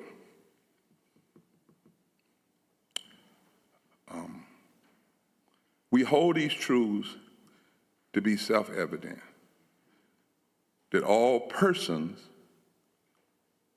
now you know the federal stuff doesn't say person, it says all men. But when these two preachers helped rewrite the North Carolina Constitution post-slavery, they took out men and inserted person, because they knew that God was concerned about all people regardless of their gender. We hold these truths to be self-evident, that all persons are created equal, endowed by their Creator with certain inalienable rights, among which are life, liberty, what? Now that's the federal. But when two preachers trying to lay down principles that would keep us from going back to slavery, they added something. We hold these truths to be self-evident, that all persons are created equal, endowed by their Creator with certain inalienable rights, among which are life, liberty, the enjoyment of the fruit of their own labor, and the pursuit of happiness. So what they said, Rick, well, Pastor, is that anything that undermines your ability to enjoy the fruit of your own labor is pseudo-slavery. And so from a constitutional right perspective, why do I fight for living wages? Why does the church? Because it violates the ability of people to enjoy the fruit of their own labor. It makes people work at slave and poverty wages. Why do I challenge things that take money out of the pockets of the least of these? Because it violates the ability for them to, not only is it anti what God said about the poor, but from a constitutional basis, it also violates. Y'all with me? Then. All right, folks, we're going to restream all of that right here on the Black Star Network. But I want to go to Rebecca and Robert here. Robert, I'll start with you. Something Reverend said there, Bishop said there, that you know, I talk a lot all the time in my speeches as well, is that if we're talking about how do we mobilize and organize people, We have to go micro, macro, not macro, micro. And that so many people want to focus on big initiatives, large initiatives, national initiatives. But what we're seeing in Texas, what we're seeing in all these other places is what happens when you have state boards of elections, when you have local elections, you have state reps, state senate, gubernatorial, the state legislatures, state Supreme Court, whatever. And I think, too often that's what the focus has been. And so what I keep saying to people, think small. If all of a sudden 5, 10, 15, 20, 25, 30, 35, 40, 100, all of a sudden you now take 100, now do that in 10 different places, that's 1,000 votes. And so we have to break this thing down in bite-sized ways for people to actually accept this, to understand they can actually change politics, but it has to be micro start first.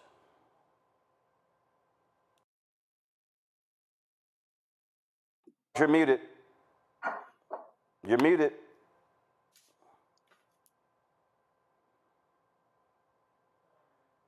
Still muted. All right, let's do this here. We're going to go to Rebecca, then we're going to come back to Robert. Rebecca, go ahead. I know it's important for people to understand that all politics is local and that it's very important to connect with what's happening in people's communities with what in turn happen at the ballot box. I'm listening to the Reverend Dr. Barber. It also made me think of the previous segment when we were talking about Medicaid and Medicare getting ready to celebrate its 60th anniversary, and knowing that next week is the 60th anniversary of the Voting Rights Act. And it's just so interesting now, all of the things that are intersected around 60 years ago, and what the fight for civil rights, what the local fight, and then what became the national fight. One thing that we can understand is that whether it's our individual health at the micro level is determined by macro health of this country, which is at the ballot box. Robert, we have you now. Yeah, and Roland, just kind of piggybacking off of what Rebecca said, we absolutely took our finger off the trigger. We took our eye off the ball after 2008, and that's when the Democratic Party decided that they would invest everything on the federal level. They would send everything to Obama for America. It was so important to keep the presidency, to keep the Senate, that they forgot about grassroots efforts. After that, for the next decade or so, we lost 1,044 races on the state and local level. After Obama came to power, because they stopped investing in those little races. And that's how they built this MAGA movement from the ground up in the course of about 10 years, which means that on this outside of that, we can do the exact same thing. For the last few weeks, I've been going through the MLK files since they came out, just seeing what they released to what we can find. And I want more people to start reading through and understanding what people were doing 60 and 70 years ago in church basements with telephones and without the internet, meeting individuals in PTA halls, talking to your neighbors. They were able to literally change the entire arc of the moral universe just by connecting on those small levels with the people around them and deciding that enough was enough. If they can do that, there's no excuse for our generation to drop the ball and let things roll backwards on our watch, simply because we did not put the work in to organize people on the ground. Absolutely, and those were decisions that actually made, and I remember 3 individuals, Paul Bagaya, James Carville, Rahm Emanuel, did not want Howard Dean to remain as DNC chair because they wanted to focus on national races, and they convinced Obama to get rid of him when Dean kept talking about a 50-state strategy. That, to me, was an absolutely dumb decision by President Obama to do that. And you're absolutely right. Everything about being about Obama for America had also just basically caused the DNC to be completely gutted. And so you saw the results of that. And so, but what I want our people to understand is what I'm talking about here is not a political party. What I'm talking about is black grassroots. What we can do to mobilize and organize our community and ourselves. And I'm telling you, as long as we keep sitting out elections, we are making MAGA's job easy. And we should be making their job hard. They are attacking black people. They are attacking the black agenda. They want to defund black America politically and economically. And for all of y'all people, and I'm going to say it right now, and I don't care, y'all need to stop listening to Umar Johnson. Y'all need to stop listening to Tariq Nasheed. Y'all need to stop listening to all of these fools, the Boyce Watkins of the world, all of them, who tell you voting doesn't matter. Because they're liars. Because you are seeing what happens when people do vote. And you're seeing public policy. You're seeing right now, because of Donald Trump holding the levers of power, having the White House, the House, and the Senate, they are extorting $500 million from Harvard, $200 million from Columbia. They're now targeting UCLA and others. They're using civil rights laws against black people. Now, some of y'all might say, well, that's Harvard, that's Columbia, that's UCLA, but they're targeting the black people in Lowndes County who had sewage in their lines, sewage in their yards. They're targeting the HUD lawsuits as well. They're letting millionaires, the guy with Fat Burger gave a big donation, Donald Trump, they canceled the $47 million lawsuit against him. These things are happening before our very eyes.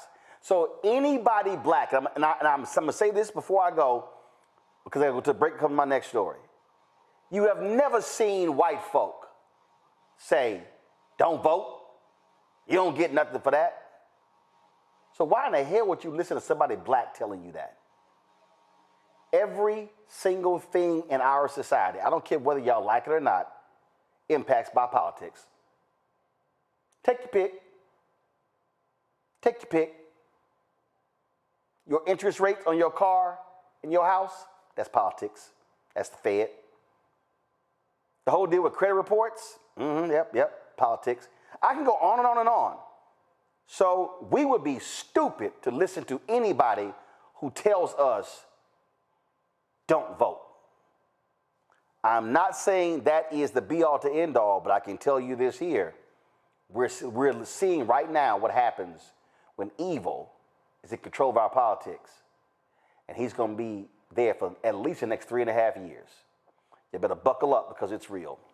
Got to go to the break. We come back. We're going to talk with the owner of a Chicago food company. They, of course, have been in business for more than 2 decades. They're canned good company. We're going to talk about the Target boycott, how it impacts them, but also the work that they have to try to build and grow the business in this age, which makes it a lot difficult for a lot of black-owned businesses to get financing, but also to be able to get their products on store shelves. You're watching Roland Martin Unfiltered right here on the Black Star Network. This week on The Other Side of Change. Zohran Mamdani, the New York City mayoral race, and this progressive wave that has sent such a shockwave through all of New York City and really the rest of the country. Jamal Bowman is going to help us understand what this mayoral election means and how we make sure that it translates across the nation. Can you imagine national Democrats like identifying themselves as having flavor or riz or swag? Like, absolutely not, right? So hopefully the city does what it can in November to help resurrect this dying party and honestly just resurrect our democracy. Only on The Other Side of Change on the Black Star Network. Next on the Black Table with me, Greg Carr. Democracy in the United States is under siege. On this list of bad actors, it's easy to point out the Donald Trumps, the Marjorie Taylor Greens, or even the United States Supreme Court as the primary villains. But as David Pepper, author, scholar, and former politician himself says, there's another factor that trumps them all and resides much closer to many of our homes. His book is Laboratories of Autocracy, a wake-up call from behind the lines. So these state houses get hijacked by the far right, then they gerrymander, they suppress the opposition, and that allows them to legislate in a way that doesn't reflect the people of that state. David Pepper joins us on the next Black Table, here on the Black Star Network. Hello, I'm Isaac Hayes III, founder and CEO of Fanbase. Listen to what I'm about to tell you. The window to invest in Fanbase is closing. We've raised over $10.6 million of our $17 million goal. That means there's room for less than 6,370 people to invest in Fanbase for the average amount. The minimum to invest in Fanbase right now is $399. That makes you an owner in Fanbase today. Go to startengine.com/fanbase to invest. Why? because current social apps have taken advantage of users for far too long, with content suppression, shadow banning, harmful racist content, and no real tools for monetization and equity. Fanbase has over 1.4 million users and counting, allowing anyone to reach all their following and monetize their content from day one. Social media is the new TV, and whoever owns the apps that distribute that content have the opportunity to own potential billion-dollar companies. While big platforms with uncertain futures are failing to serve their users, Fanbase is stepping up to fill the gap. Don't wait until it's too late. Invest now, invest for yourself and your future. Go to startengine.com/fanbase and own the next generation of social media.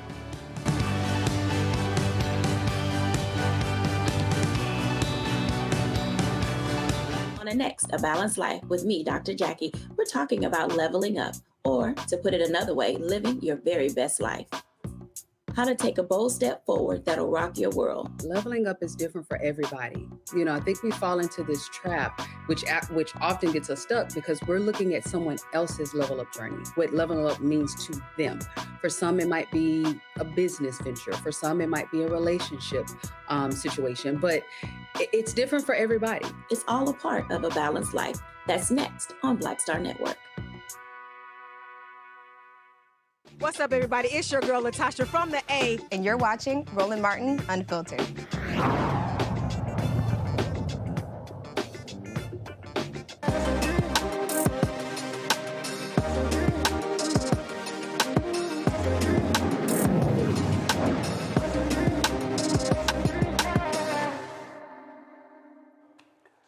All right, folks, in our marketplace segment, we focus on black-owned businesses, and we don't just talk about, the great things, but the good, the bad, the ugly, all that good stuff that comes with it.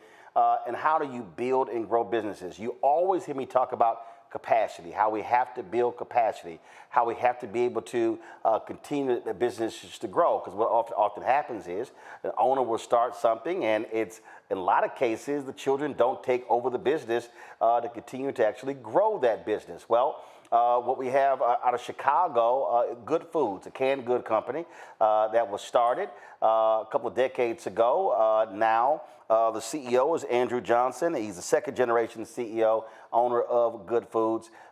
And he joins us right now. Andrew, glad to have you here. So first off, for folks who don't know, they may have been in the stores, they may have seen the products.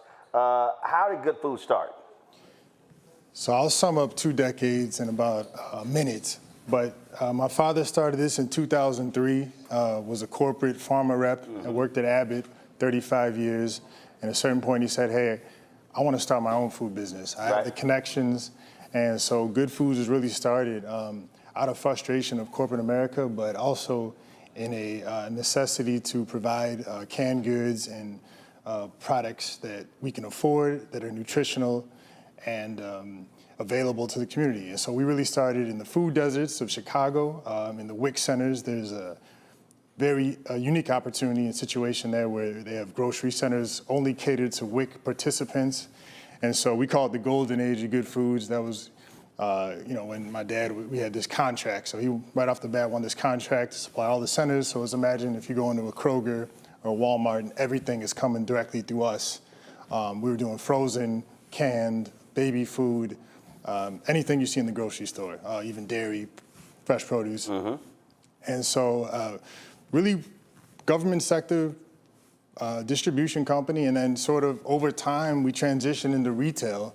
Local company in Chicago called Jewel Osco, which is like Albertsons, found out about us and found out about the family story, the business, and asked us to start selling to them. So it sort of went from like couple hundred stores in Illinois, then we expanded into Indiana, and kind of moving along really more in the government sector, and then sort of a little bit of retail, and then that pandemic hit, man, as you remember, and we just kind of took off, just timing, never giving up, being in the right place, and we sold a year's worth of supply in about 30 days. Wow.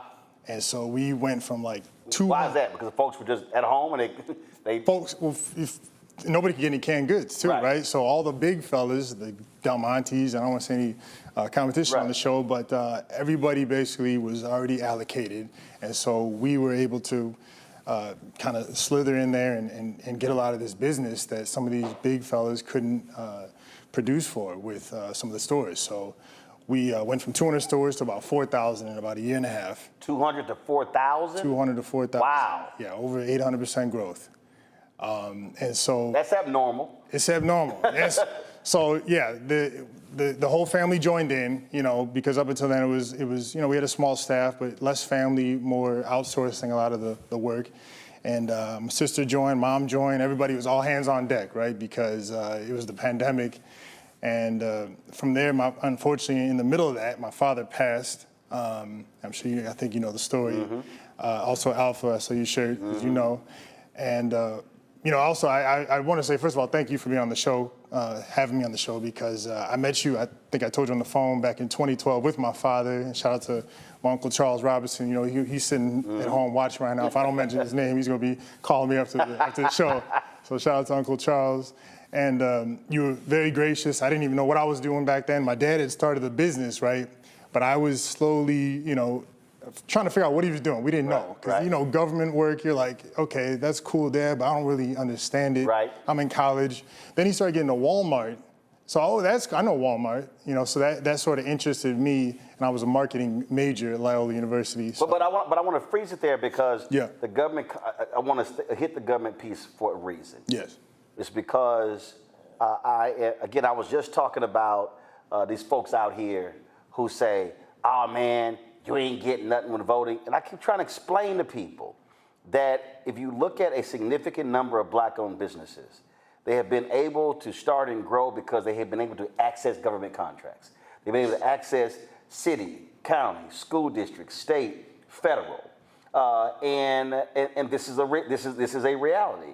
And when I talk about building capacity, the ability to be able to have locked-in contracts. Once you have that, you can go to a bank and say, oh, X number of contracts, X number of goods, this is exactly how many units we're going to be moving out. Now, lines of credit, loans as well. So people were crapping on Biden and Harris, but the reality is it was less than 2%, but it was a record $10 billion in federal contracts that black folks got. So anybody who says that stuff is irrelevant, without those government contracts, there is no expansion to 4,000 stores. There's no good foods. You know, it was started through government contracts because it's very expensive to do retail business.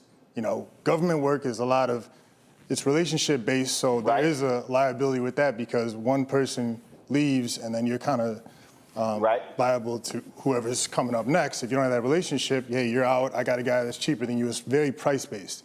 Now in retail, it's about the brand. And that's why you've probably seen us on TikTok. We've been slowly becoming the TikTok brand, and that's great, you know. However you can get the word out. It's all about name brands. When you walk into a store, folks are looking at name brands. They're looking at, oh, I know that food company, and then what happens is that also impacts where you get placed on shelves. Yes. So another thing, so I hear people say, well, you're on the top shelf at Kroger, you're in the, you know, it's very, very competitive. There's thousands of brands that don't have any shelf space. You know, some of these stores, we have 8 SKUs, 7 SKUs. I mean, my dad used to say... First of all, when you say 8 SKUs, meaning 8 different cans. 8 products. 8 different products in that store. Yes. Got it. Yes. So some places, it's regional. You know, some at Walmart's, we have 4, Target 4, and Meijer 8, so it depends. But, you know, the most expensive real estate in America, my dad used to always say, is that grocery shelf. Yeah. Because you have to pay to put on scan down. You have to constantly run promotions.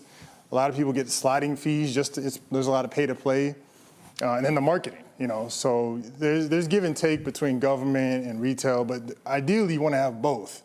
Right. If you're trying to build a sustainable business. But people need to understand though, and that when we're talking, a lot of people watching, and I love it when these people got lots of stuff to say.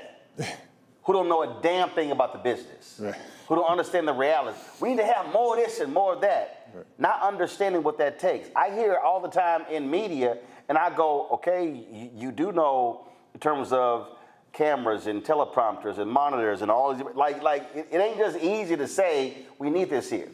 And Chicago is a flashpoint because that's what Operation Breadbasket was about. It was leveraging protests to get products in grocery stores. The reason you had those black millionaires And those major black businesses in Chicago in the late 60s and early 70s and 80s was because of Operation Breadbasket. But you then come in, your dad then comes in what I would call that second wave, because basically you had this first wave of black people who were in corporate America. Right. Then that second wave in the wake of the civil rights movement comes in the late 80s and 90s, and now it's a different type of focus. And it's just, people have to recognize what that history is, and it's not as simple as saying, "Oh yeah, we need to have a black canned good company." Okay, right. but there are real things that go with that. Yes, yes. It's not as easy as we make it look. You know, to get into 4,000 stores. I mean, there was a lot of. It's not like we just went. You know, my dad had built relationships. We had to show up at different networking events, right? We had to pull up to some of the golf outings, right? I mean, I go on for hours about what it took. You know, I even saw you have a putt-putt. Like literally, my dad. You know, at a certain point, kind of what happened was we transitioned, got all these stores, but as right before we expanded, he was in his 60s, right? So he was ready to retire. He said, "Drew, I'm gonna let you take over at this point. I'm gonna stay on as a mentor, board of advisor, but you do what you do. I'm done. I put in my years of work, right?" And so long story short, we were at the Kroger version of Chicago's grocery store. It's called Mariano's. And we're about 300 stores. This is right in the pandemic hit. You know, everyone doesn't really know what the future holds. And my dad was like, "I don't want to do anything else. Like, I told you, you're taking over." I dragged him down to this event, downtown Chicago. He's the type to pull up at the event. He's got his miniature putt. He's like, "You don't care who's around." I'm like, "Dad, okay, fine. Do that. Just stay here for a presence." Literally, the Kroger buyer flies to Chicago randomly. Dad, and we had no idea. And I run over, I find out he's out. I'm like, "Dad, put the putter down." The Kroger, you know, he's a Cincinnati guy, so this is a big deal for him. Right. And so long story longer, we found out that we were local. We had all these canned goods stored in our warehouse, and that's how we really expanded. And from there, just trickle effect, you know. Literally, that's it. It's relationships. It's relationship. I'm going to bring my panel in just a second here, but one of the things that we also talked about is that you guys are in Target. Yeah. And that was not an easy thing to get. Again, getting into these retail stores takes a long time. How long did it take for y'all to crack that code to finally get in? Target was, I mean, we started back in 2017. I'll say that I actually put it out there, hey, I want to be in Target, and for everybody from our banker to my father to just our accountant said, hey, that's even our farmers, the farmers that we produce with, that's a very difficult account. Target is not a traditional grocery store. They don't really move a lot of food products. Gotcha. So, but hey, you have my blessing if you get it. So from there, it was like 200 emails, right, to the Target buyer. Never, no responses. Some little response, hey, they connect you with this person, you get a meeting, and the business terms don't work out. And so the process was like 5 years. It was 5 years of just going back and forth. And so I say, like all the time, it's like the stores you see us in, they agreed to our business terms. I pitch regularly every day of my life to every store possible.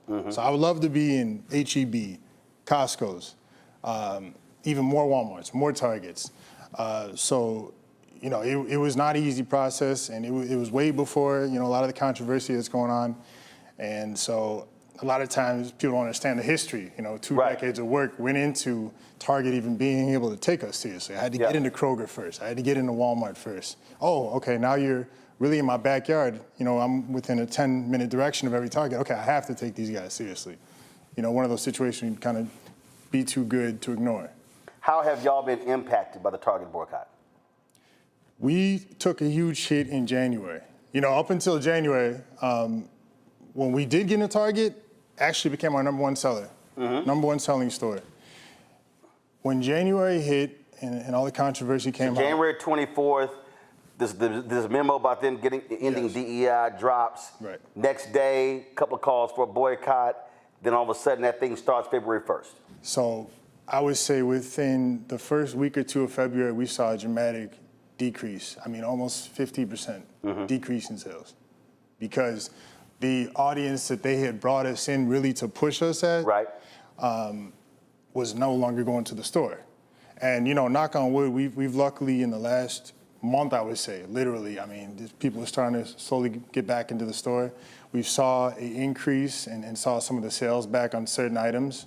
But, you know, it wasn't like before, you know, when we were really moving, you know, before January. Did they, and I'll talk to other folks, did they communicate with black-owned companies what they were going to do? I talked to others who said they were totally caught off guard by this decision, and they were sort of left out there being forced to defend themselves. People like, yo, man, pull your products, not understanding that you have contracts. That's money. It ain't that simple to say, take your product off shelves. Right.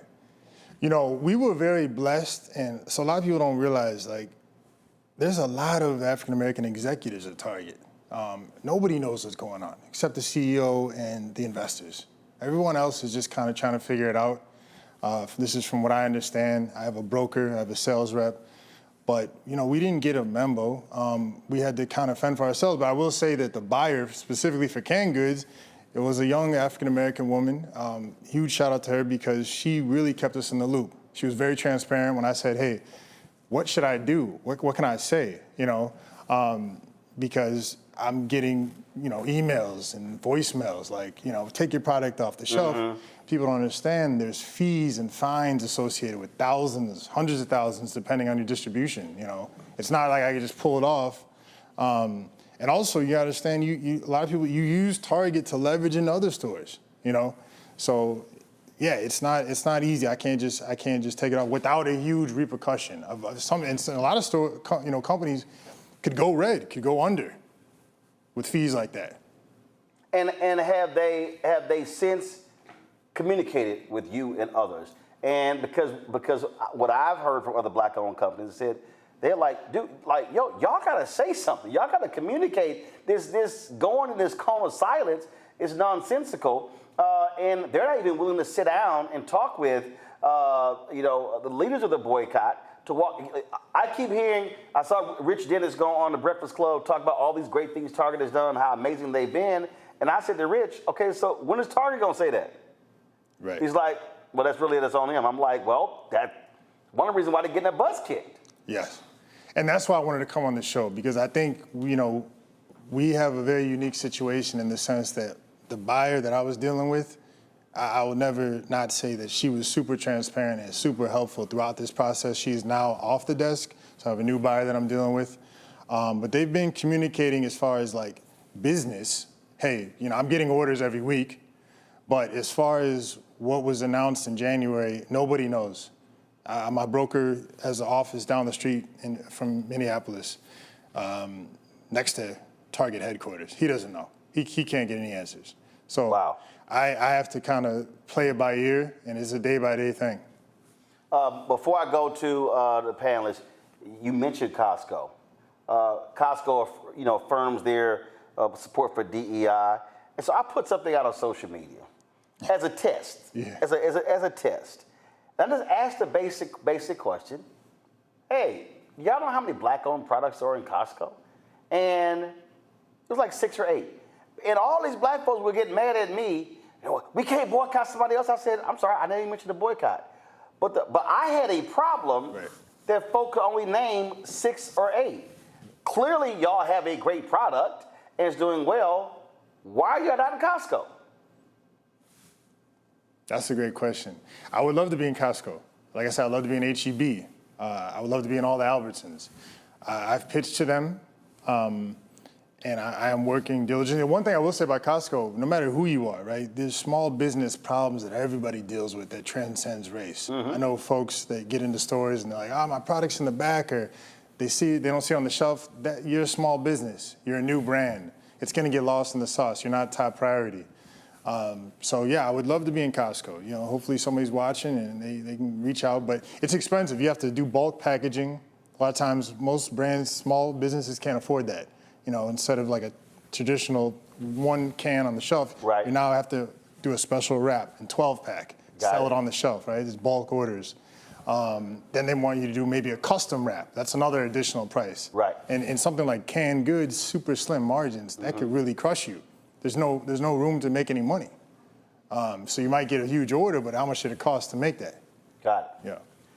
Questions for the panel. Rebecca, you first. Andrew, thank you so much for being on the show tonight. So there are many questions in the chat, and the biggest question is that you're talking about your products and you're saying that they're all natural. Do you use GMO or genetically modified plants? No, all of our products are non-GMO, and we source from some of the highest quality soil in the country, in the Upper Peninsula region of Minnesota, right on the border of Minnesota and Canada. And so everything is grown in the U.S. We use a co-op of farmers that are within a 100,000-mile radius, that are literally hundreds of miles from any type of pollution. We don't use any glyphosate or pesticides on the crops as well. So everything is non-GMO, and you will see that on the label. I don't know if you need a close-up, but all of our products are labeled non-GMO. Robert.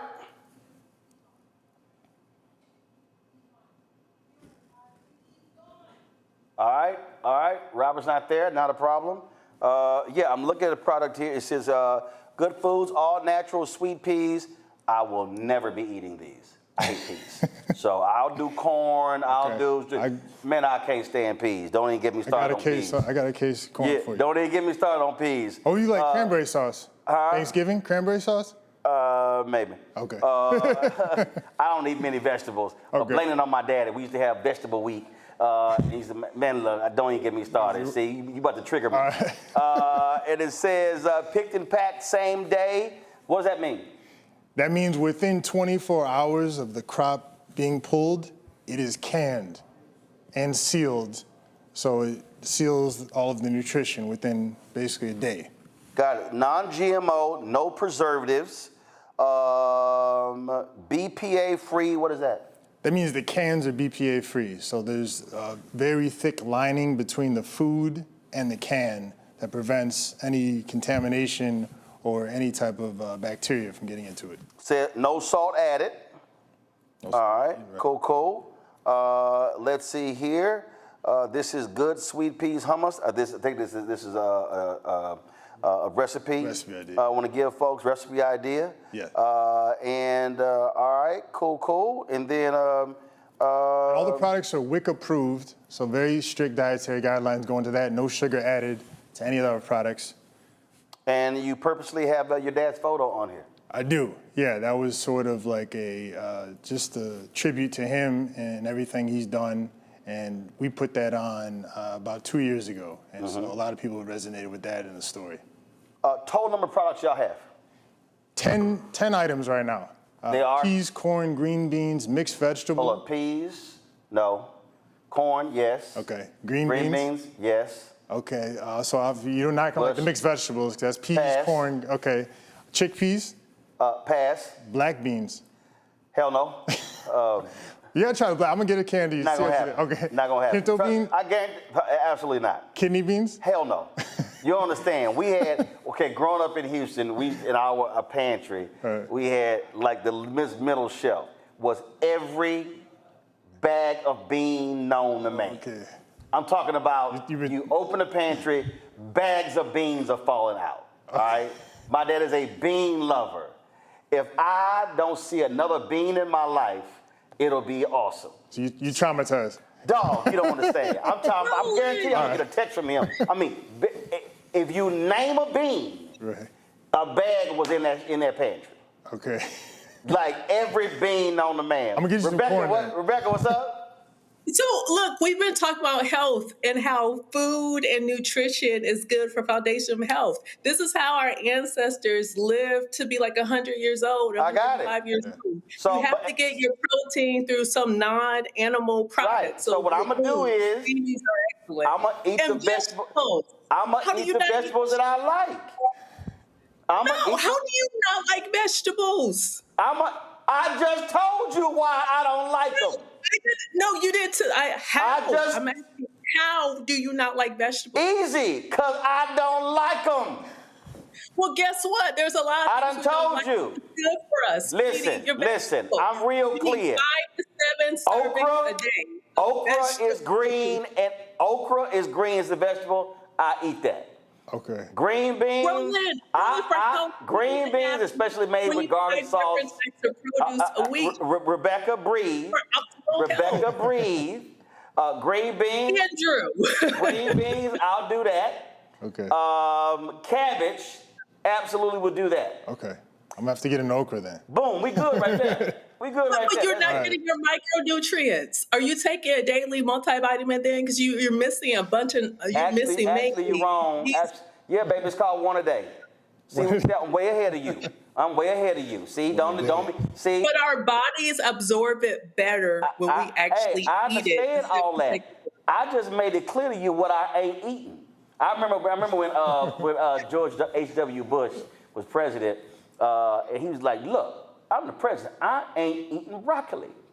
And all these broccoli produce folks parked 18-wheelers in front of the White House of broccoli. He's like, I don't give a damn how many trucks out there. I ain't eating broccoli. That was the one time I was like, HW, I'm with you on that one right there. I'm going to have to pull up with some beans truck. You come up here with a bean truck, you're going to get cut. I'm telling you, my daddy love it, but I ain't. So, Rebecca, you can shake your head all you want to. I'm trying to live until 105 years old. So I know I need to eat. I'm trying to live until at least 105 years old and have a good quality of life. Hey, that requires good beans are part of longevity. Look at the oldest. George Burns smoked a cigar 4 cigars every damn day. I don't even smoke it. He lived to be like 102. So, touche. Okay, all right. So what? He smoked a cigar. So what? They tell you don't smoke. And hell, he did cigars every single day of his life.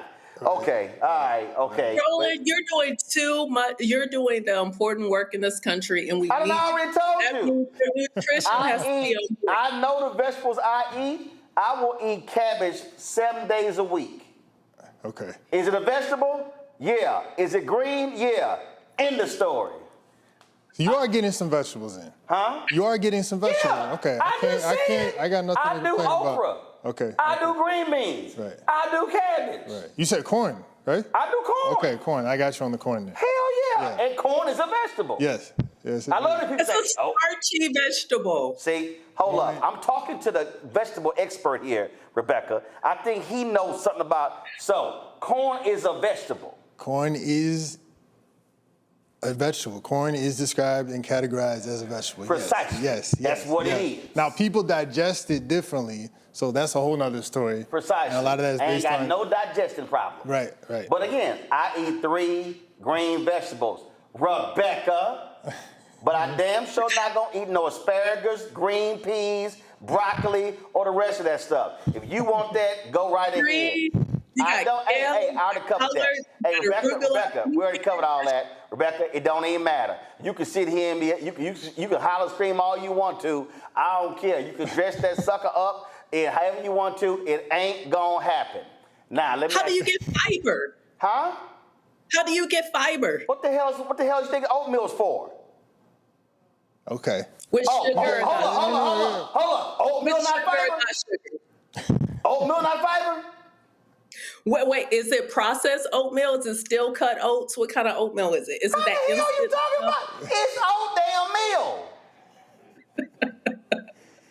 See, oatmeal does have fiber, but I love how they throw something out, then you want to add some stuff. No, it's oatmeal. Is that not fiber?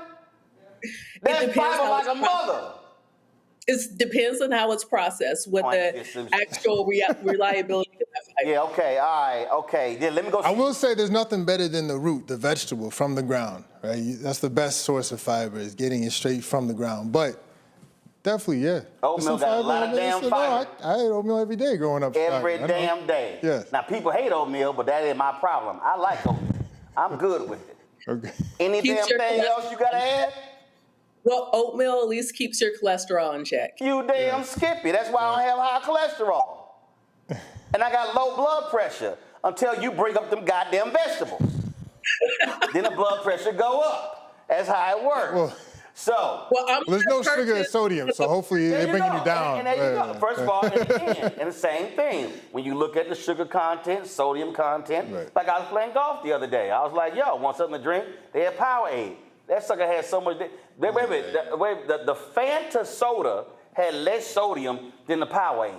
No, you got to water those down. There you go. So it's like, yo, you pay attention to it. Yeah. You know, but you got loud folk over there talking about, you know, eating vegetables and beans and then want to questioning my fiber intake. Anyway. Anyway. Let me ask you this here. Let me ask you this here. In terms of what's next. What's next?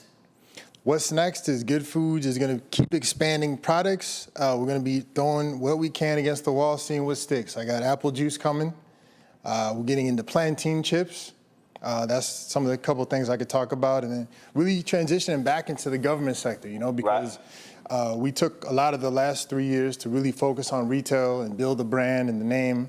But as you know, with the just whole climate of the economy, it's tough out there. So we're really balancing a little bit more on the government side, but look out for some new items from Good Foods to be tested out and check us out at goodfoodsfamily.com. Type in your zip code on our store locator and you'll be able to see where you can find Good Foods at. We're also online at Target. So you said Good Foods, G-O-O-D-E. Yes. Foodsfamily.com. So you go to the website, find in stores. Right. So let's say we're here in the DMV. So let's put in our zip code here, the Black Star Network Studios. Let's see where y'all located. And we're not too many DC stores, but we are in the surrounding Maryland and Virginia. So probably Food Line, Kroger, some Targets probably pop up. Okay. All right then. So again, y'all go to goodfoodsfamily.com, G-O-O-D-E, yes. Foodsfamily.com. You can check out where to get it. Do y'all do any online sales direct, or do you have to go through a store? Yeah, we go through Target because canned goods, just the cost of shipping canned goods, it's not feasible financially. Most canned food companies don't ship direct. They use a Target or a Walmart. So the Target really helps us alleviate that cost of shipping and keep the price down so people can afford to buy the products. And then also, if you are a Thanksgiving turkey cranberry sauce person, remember, put that ocean spray down, grab some Good Foods. We are officially a Target. So there you go. Yes, sir. So we are here. So I'm trying to sit here and type into the website. There we go. The iPad was acting up. Okay. So let's see here. So yeah, your location. Yes. So I'm looking at a couple of Targets in Silver Spring, a Food Line in Rockville, Maryland, another Food Line in Laurel, and so there are a number of locations in the Maryland area. Also, I see a Food Line in Sterling, Virginia, Woodbridge, Virginia. Yes. So yeah, folks, just go to the website and then put in your zip code, and then you'll be able to find it there as well. Well, Andrew, we certainly appreciate it. Good luck with growing the company again. You know, I talk all the time about how we have to build capacity, and it's not simple. And people have to understand the business of the business. You can have a great idea for a product, but if you don't understand that business part, the rest of that stuff don't matter. Right.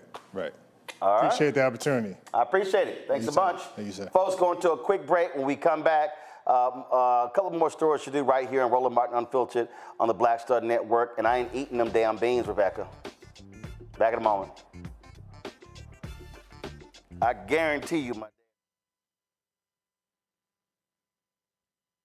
This week on the other side of change. Zohran Mamdani, the New York City mayoral race, and this progressive wave that has sent such a shockwave through all of New York City and really the rest of the country. Emil Bove is going to help us understand what this mayoral election means and how we make sure that it translates across the nation. Can you imagine national Democrats like identifying themselves as having flavor or riz or swag? Like, absolutely not, right? So hopefully the city does what it can in November to help resurrect this dying party and honestly just resurrect our democracy. Only on the other side of change on the Black Star Network.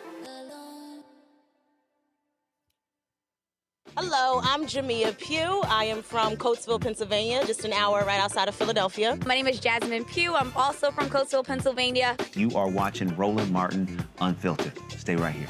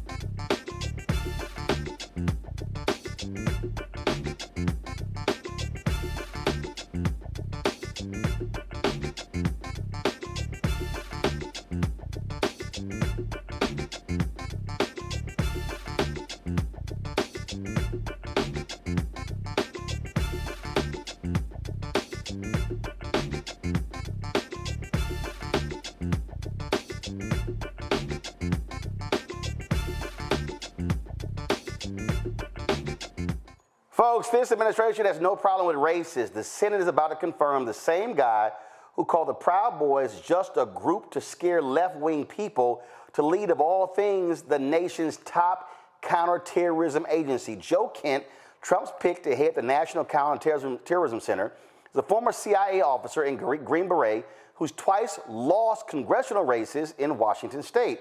But it's his far-right views and inflammatory statements that have sparked serious concern. He's promoted conspiracy theories, blaming the FBI for the January 6th Capitol attack, downplayed violent extremist groups, and targeted black activists. Now, the same man could soon be the one in charge of the National Counterterrorism Center, the agency responsible for analyzing and coordinating all U.S. intelligence on terrorism, foreign and domestic. Do y'all now see how crazy and deranged it is to have Donald Trump in charge? How many times have we told y'all what's going on here? It just keeps happening. Folks, longtime Democratic Congressman Denny Davis says he will not seek re-election and is retired. He's expected to formally announce his retirement this week, concluding nearly 30 years of service in the U.S. House of Representatives. He was first elected in 1996. He's been a prominent advocate for issues affecting urban communities and social justice. Before his tenure in Congress, he served as a Chicago alderman and as a Cook County commissioner. His departure signifies another shift within the Democratic caucus as several veteran lawmakers prepare to step aside. Davis is anticipated to endorse Illinois State Representative LaShawn Ford as his preferred successor in the heavily Democratic 7th Congressional District. It also means I'll be losing another alpha brother there in Congress. Folks, I mentioned this earlier. Trump's DOJ dismisses fraud charges against a Trump donor, the founder and chairman of restaurant franchisor Fat Brands. Andrew Wheatonhorn was indicted on allegations of concealing $47 million from the IRS, which he improperly characterized as shareholder loans. In Tuesday's court filing, U.S. Attorney Bill Asaley in L.A. announced the dismissal of all charges without prejudice. The filing called for withdrawing the indictment against Fat Brands, as well as his former chief financial officer and an outside accountant. It did not provide a specific reason for the dismissal. Wheatonhorn's trial had been scheduled for January. Rebecca, this just goes to show you, Donald Trump has no problem hooking up his donors. And as long as they cheat, he's good with it. Yeah, and even with the white nationalist perspective as well, when we see it's these people who they have no ethics, they have no morals, but they also have a particular ideology. But this is par for the course in America.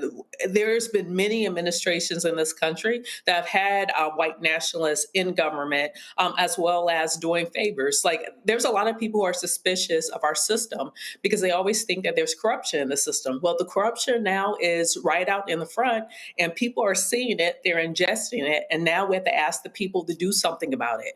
Do something about it going into the elections this fall. Do something about it next year during the midterms. No, well, Donald Trump, he loves a tax cheat because he's one of them. All right, Rebecca, we appreciate it. Robert, we appreciate it being on the show as well. He had to go earlier. Folks, that's it for us. Don't forget, support the work that we do. Listen, ain't nobody else doing this here. No other black-owned media has a live daily news show that speaks to African Americans, that centers us. And guess what? YouTube every week drops their latest poll, the top 100 podcasts. We are hanging tight at 77. And we're the only black news outlet in the top 100. Everybody else who's black is sports and entertainment. Or there's a couple of far right wingers on there.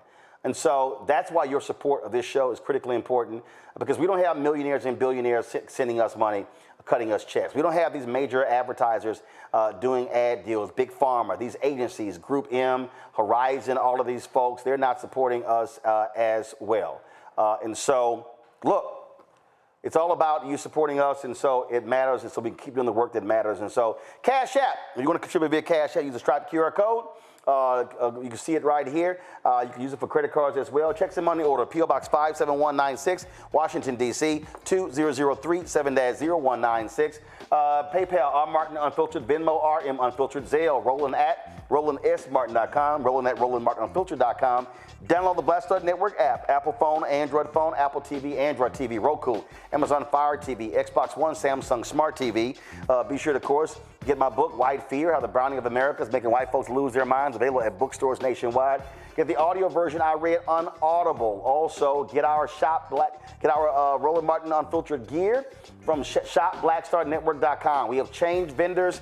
We're not using Custom Spring. We had way too many problems with your orders.